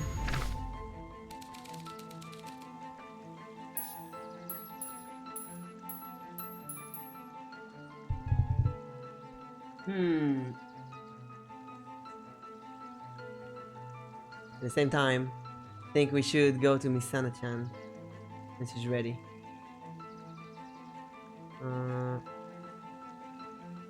How do you prepare the stream? How is she prepared? Hope we'll have time to do my night routine before the stream. We'll pay for the collab. What is she talking about? Misana-chan. I have no idea what she's talking about. Maybe she just call her. Let's see, maybe she's streaming. Is she streaming? Anko. How are you, Mimic? Doing great. I love this game so much. Yun Misana. Go to her Twitch and see what's going on. I love this game. This game is so freaking unique. I'm so happy. I just played it because it was on Xbox Game Pass. And looks good. I didn't expect anything, but this game is just wonderful. It's so freaking good.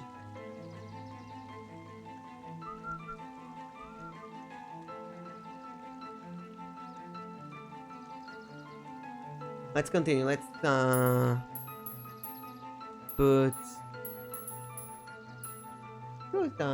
make every game awesome. Oh, thank you. Go with Malice. I might have tweaked his wonder potion with a little malice. Malice. Malice, the whiskey from his office? Oh, that's cool. Yep, there's an unfinished glass on his desk. Figured a grudge juice could use a little hair of the dog. You can call me Sharper His Valentine. body and Let's see what happens to him now.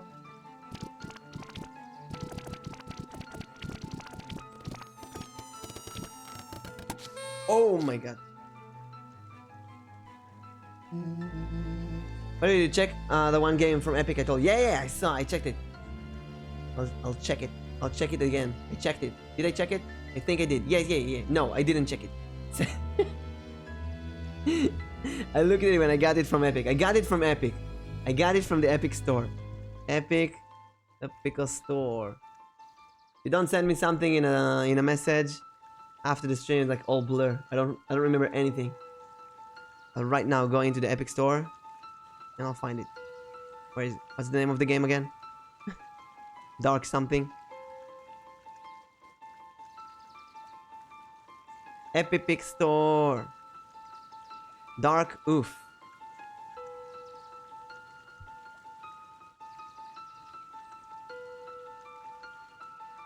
Dark Oof. Dark Oof. No, sorry, can't find Dark Oof. Oh, never mind. No, I'm joking. I'm looking for Darkwood. Darkwood. A new perspective of survival horror. Oh, it's survival. I don't know how to break it to you, Uncle. Not one of my favorite genres. But, I'll put it here on my favorites. And I will actually watch some gameplay after the stream. No, that's what I call 80 proof whiskey. Damn, dude.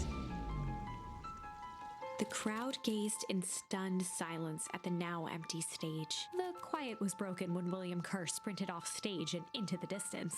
He was never seen around Beacon Pines, or anywhere else for that matter, again. Watching the silhouette of Kerr disappear over the horizon, Luca began to laugh. First, a low chuckle that became uncontrolled, heaving laughter.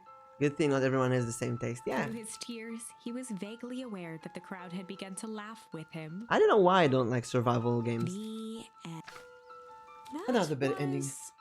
Unexpected. Perhaps a bit of an absurd ending for my taste, but I'm only writing the damn thing. I want to write the damn thing. Yeah, let's try the change one. Change killed us at the beginning of the game. Now it might be a good thing.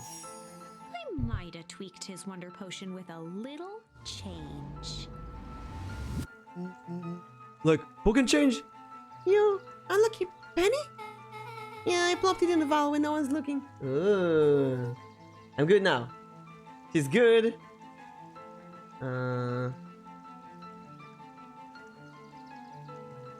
Ready for the call?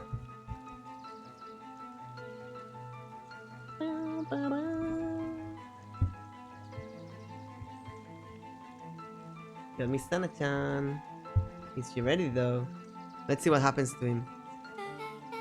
No idea, that's the beauty of science. Now we observe. You can call me Sharper His body Valentine. and face began to contort and expand as he disappeared into a belching green mist. What happened to him? What happens to him now? Oh, he turned into a baby. Holy crap, it's a baby! Yeah, he's still a shopper, right? What's that? Was longer mothers? This is an innocent child. I apologize for all the harm my father has caused you. Eris awkwardly cradled the squirming child. She looked to her brother, her voice shaking with uncertainty. Augustus, what do we always Valentines do? What must be done? I'll hurry home and prepare a crib for father, a younger Sharper. That would be a great help, thank She you. looked back down at the infant with equal parts kindness and terror in her eyes. With a shake of her head, Eris addressed the crowd with a stern scowl. Okay, everyone, the show is over. You may leave now. Another weird ending. Epilogue. Oh, there is an epilogue. Beacon Pine's coldest summer on record came and went without much fanfare. Folks shared what they had and none were left wanting. The new school year was ushered in by the falling leaves of autumn. After everything Luca, Rollo, and Beck had been through, middle school was bearable. The chill of winter didn't seem to bother people much. They kindled a hope for a better future in their hearts. When spring arrived, farmers planted their crops with a sense of joy and optimism. But what about the source? And as the dawn of the first day of summer came again, its light slowly spread through the shallow valley. It crept over the town square, Maybe one day. across the river, past the neglected welcome sign, and came to rest on a young boy. One day Sharper will grow again. His mind at peace, knowing he is here for a reason.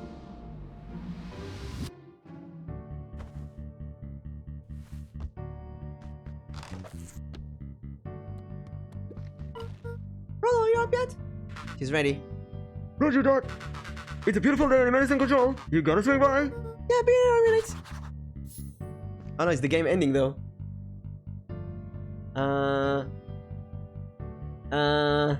I'm at the game's ending. You know what? We can end the game in another time. Right? Basically, we completed the game. Do we gonna complete this all the way? Or get to be Sana?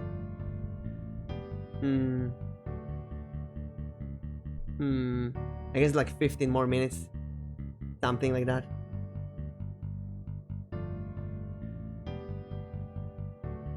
Let's call her and see what happens.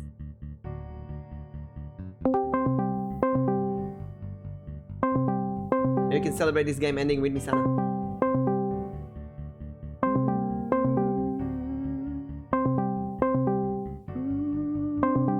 If she answers.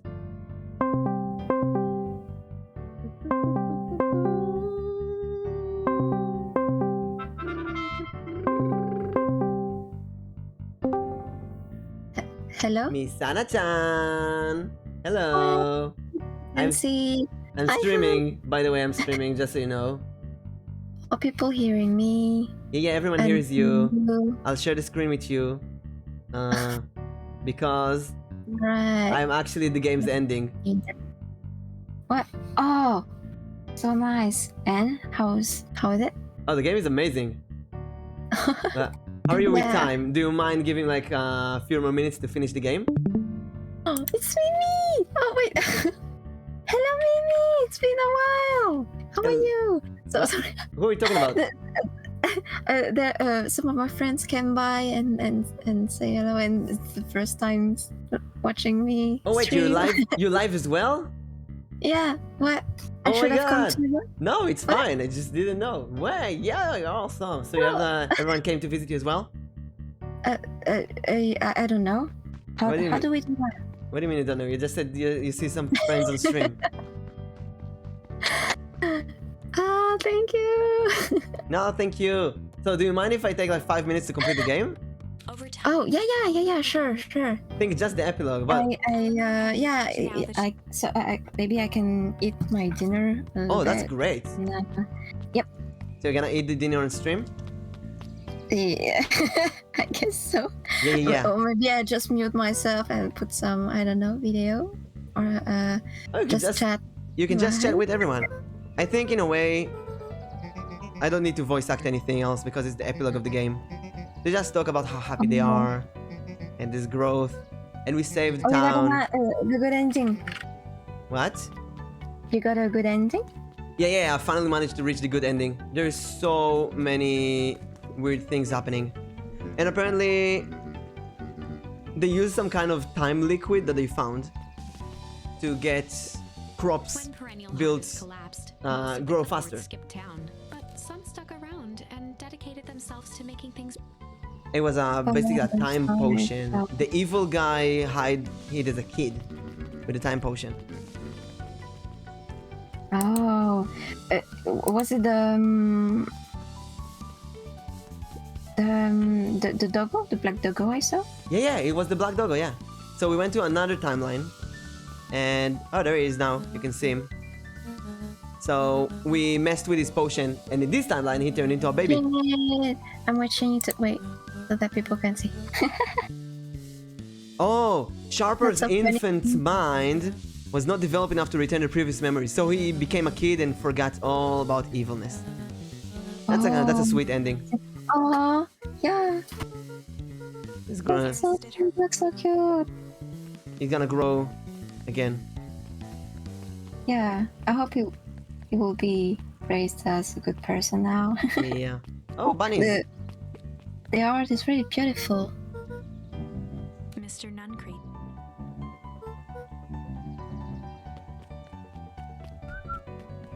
So what are you eating? I made myself rice porridge because I didn't have the time to, like, I just put the rice in the pan. No, it's not Oh. a pan. I don't know how to. And then I just let it cook for 20 minutes with the seasoning, and then I went to do my take a shower and prep the stream too, Oh. like in advance, like writing about the stuffs and Oh. outside. How is streaming? How do you... What do you What? think about your first week as a streamer? How it is so far? Well, it was Over the school. it was kind of hard to Hard? maintain. Yeah, with my daily life and hi Sam, welcome. Mm. Aren't you supposed to calm down?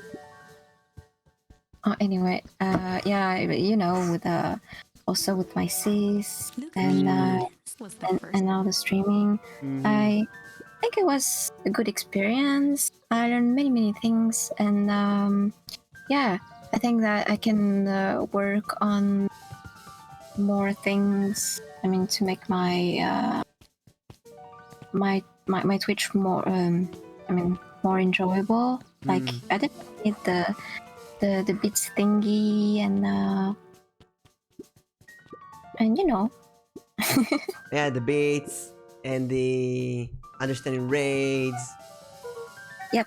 And remembering everything. And editing the video description every time. He playfully. Yeah, I forgot to do that yesterday, but that was Yeah. Or you can do it and I- even after you start the stream. You don't have to do it before the yeah. Yeah, I just noticed that this morning, and I just changed it, and Change. I was happy And if you do it with it. if you do it during the stream, it will create a chapter. Oh, So that way you can skip when someone else views the stream. They can skip to different chapters. I see. This is actually nice, but yeah, if the stream stays for 1 week, I don't know if it's Oh, really... it stays for 2 months, I think. What? Yeah, in the options you can decide how long the stream stays, and it's up to 2 months. Oh, okay. Wait a minute. Just Go do and that. look for that in the stream manager. Also, in the stream manager, there's supposed to be a disconnection protection. You want to find it and put it on. Put it on. Yeah. Yeah, because I remember one time it disconnected. It disconnected like for Mrs. 10 times. Yeah, I saw, and I said I gotta tell you. Yeah. Find I it now. didn't know how to. I just changed the server, and I hope that maybe it wouldn't make other problems. But Yeah, just go with the European servers, but that OBS chose for me. But go to the disconnection protection, and then if you disconnect, for like up to 1.5 minutes, it will reconnect you without starting a new stream.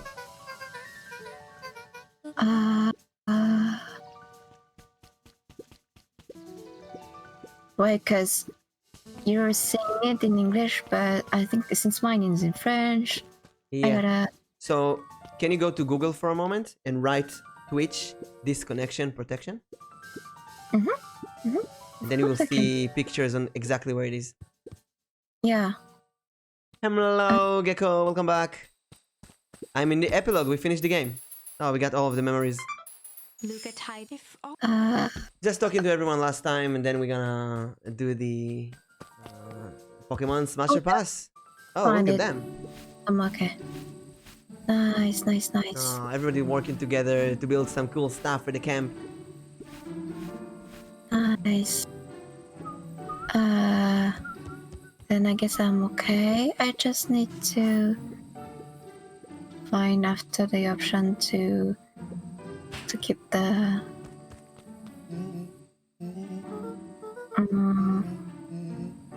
the Check out Bex. Oh, Beck. We're going to the cat. what? Beck, the cute cat. What is affiliate program? A what? I got affiliate program. Affiliate. Wait, you're affiliated? Or not yet? I think the only requirement that I had to fill was the 7-day Mm-hmm. stream. So do that and And- you'll get affiliated. When you're affiliated, 7th day, so I have met all the requirements. oh, that's perfect. Then you're really close to affiliated. So affiliated will allow you to other people to subscribe to your channel and send you money. I think that. Oh, so I guess that's all the. Oh, okay. Cool. Oh, we got a plan. Henko, welcome back. Yeah, so That's if you're fine. affiliated, announce it on Twitter. It's a big deal. It's a really big Yeah, It's a big achievement. I'll do so. Oh, today I also reached 300 follower on Twitter?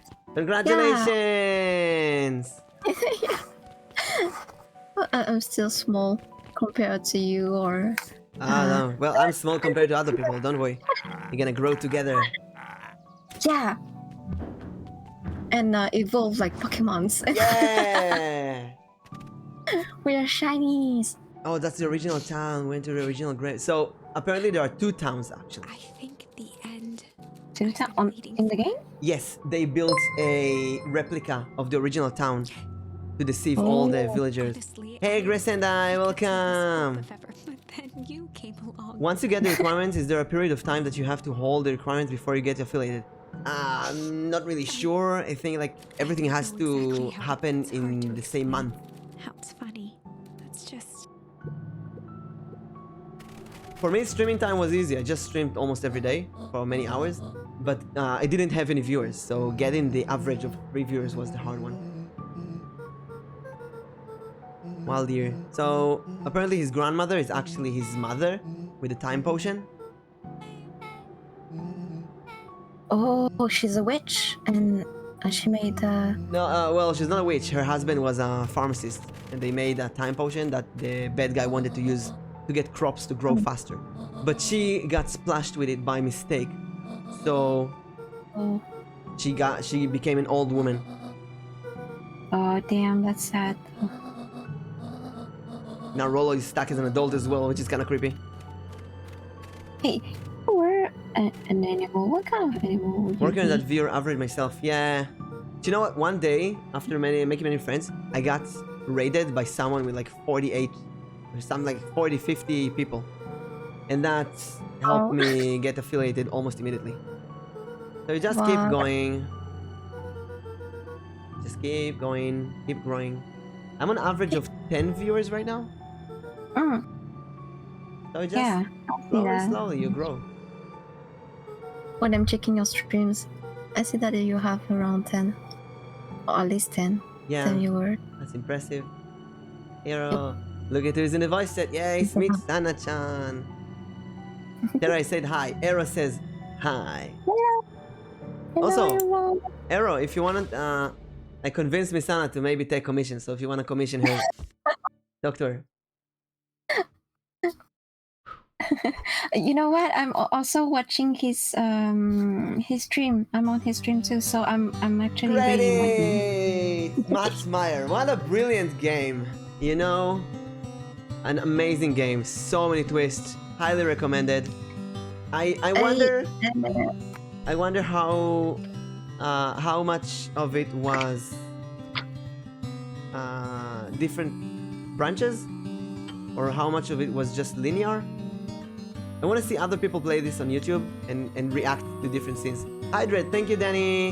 And Emsley, hey! So many people join out of nowhere. Or have you been lurking all this time and didn't tell me? I'm just thinking something. But Yes. since you invited me, if San is gonna join, we need to. If they join, invite do you him wanna go maybe to your Discord server? Maybe that will be better. Yeah, that's where I went previously before answering Oh, I see. your call. So I'll go to the voice I channel in was your there. Discord server. Yeah. Because he's already there. Wait, Yes. I'm Waiting. still there. What? Okay, so I'm both in a call with you and also in the call in my Oh, own okay. Discord. What? No, I don't see you in Ooh. the Discord. Like you're in the call with me. When you hang up, you'll probably go there. So I'll see you in the Discord. Okay.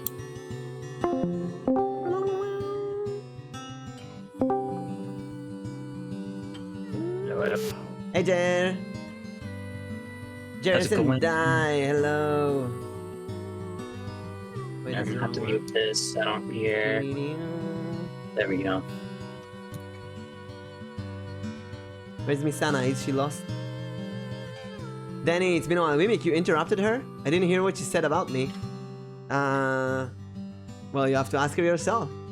That was a compliment. It is a compliment. It is a compliment, Arrow. Hey, Arrow, you almost swept the 6th gym on your own. Sorry, I don't either. What is it? Is that a Kickstarter? It's like a Kickstarter thing. Oh, look at that. Look at that. Every game needs to have that. Look at that. Oh my god. Look, this is brilliant. I was just wondering why it wasn't working. Like I can't hear a thing, but in fact, I Yeah, we wasn't waited for really- you. Wait, I'll share the wasn't- screen. You gotta see this. You gotta see this. Look, look, I'm It's amazed. Look at that. This is brilliant. Oh, I see a love confession to Misana. Misana gonna get a love confession in a bit. But first of all, look at that. Look at that. Look at that. I paused the game and the credits keep rolling. Is that brilliant design? I love this. So, Misana, my chat redeemed love confession to you.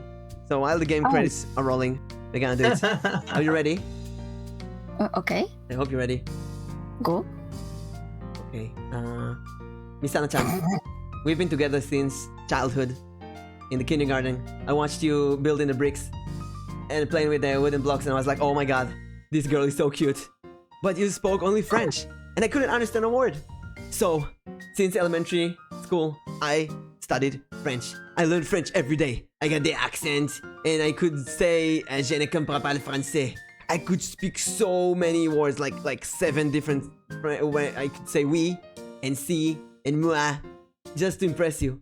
Then one day we went to different schools. I went to learn some general stuff, and you went to learn art, and you drew people, naked people, and I drew bad chibis. We're in completely different schools. I couldn't approach you, but every day I dream about you, thinking about you, waiting for the opportunity. One day we met during the gameplay of this game. This game is what helped me 10 years later. Wait, I'm doing a confession here, game. I knew it you will grow up. But just before we... Do it for Sen. Do it for Sen. Sen 2 gets a confession. Doing this, you see this ice that's going to erupt? You see this? Well, the bad guy awakes just like he awakes now. My heart awakens to you. Misana-chan, I love you. Hey, love you too. Oh, thank you. My confession was longer and better. Wait, I didn't know I was in the same school as you. No, I didn't know either. Oh, you know what would be funny is like, you know, Japanese class, a young Misana with the marine like outfit, like I don't remember the name, but then you have a dice just beside, and you have the dice blushing. Yeah. So, I hope you're all ready. Oh, Let me that's funny. start a new recording. Gonna go move on to the next stream. Wait a second.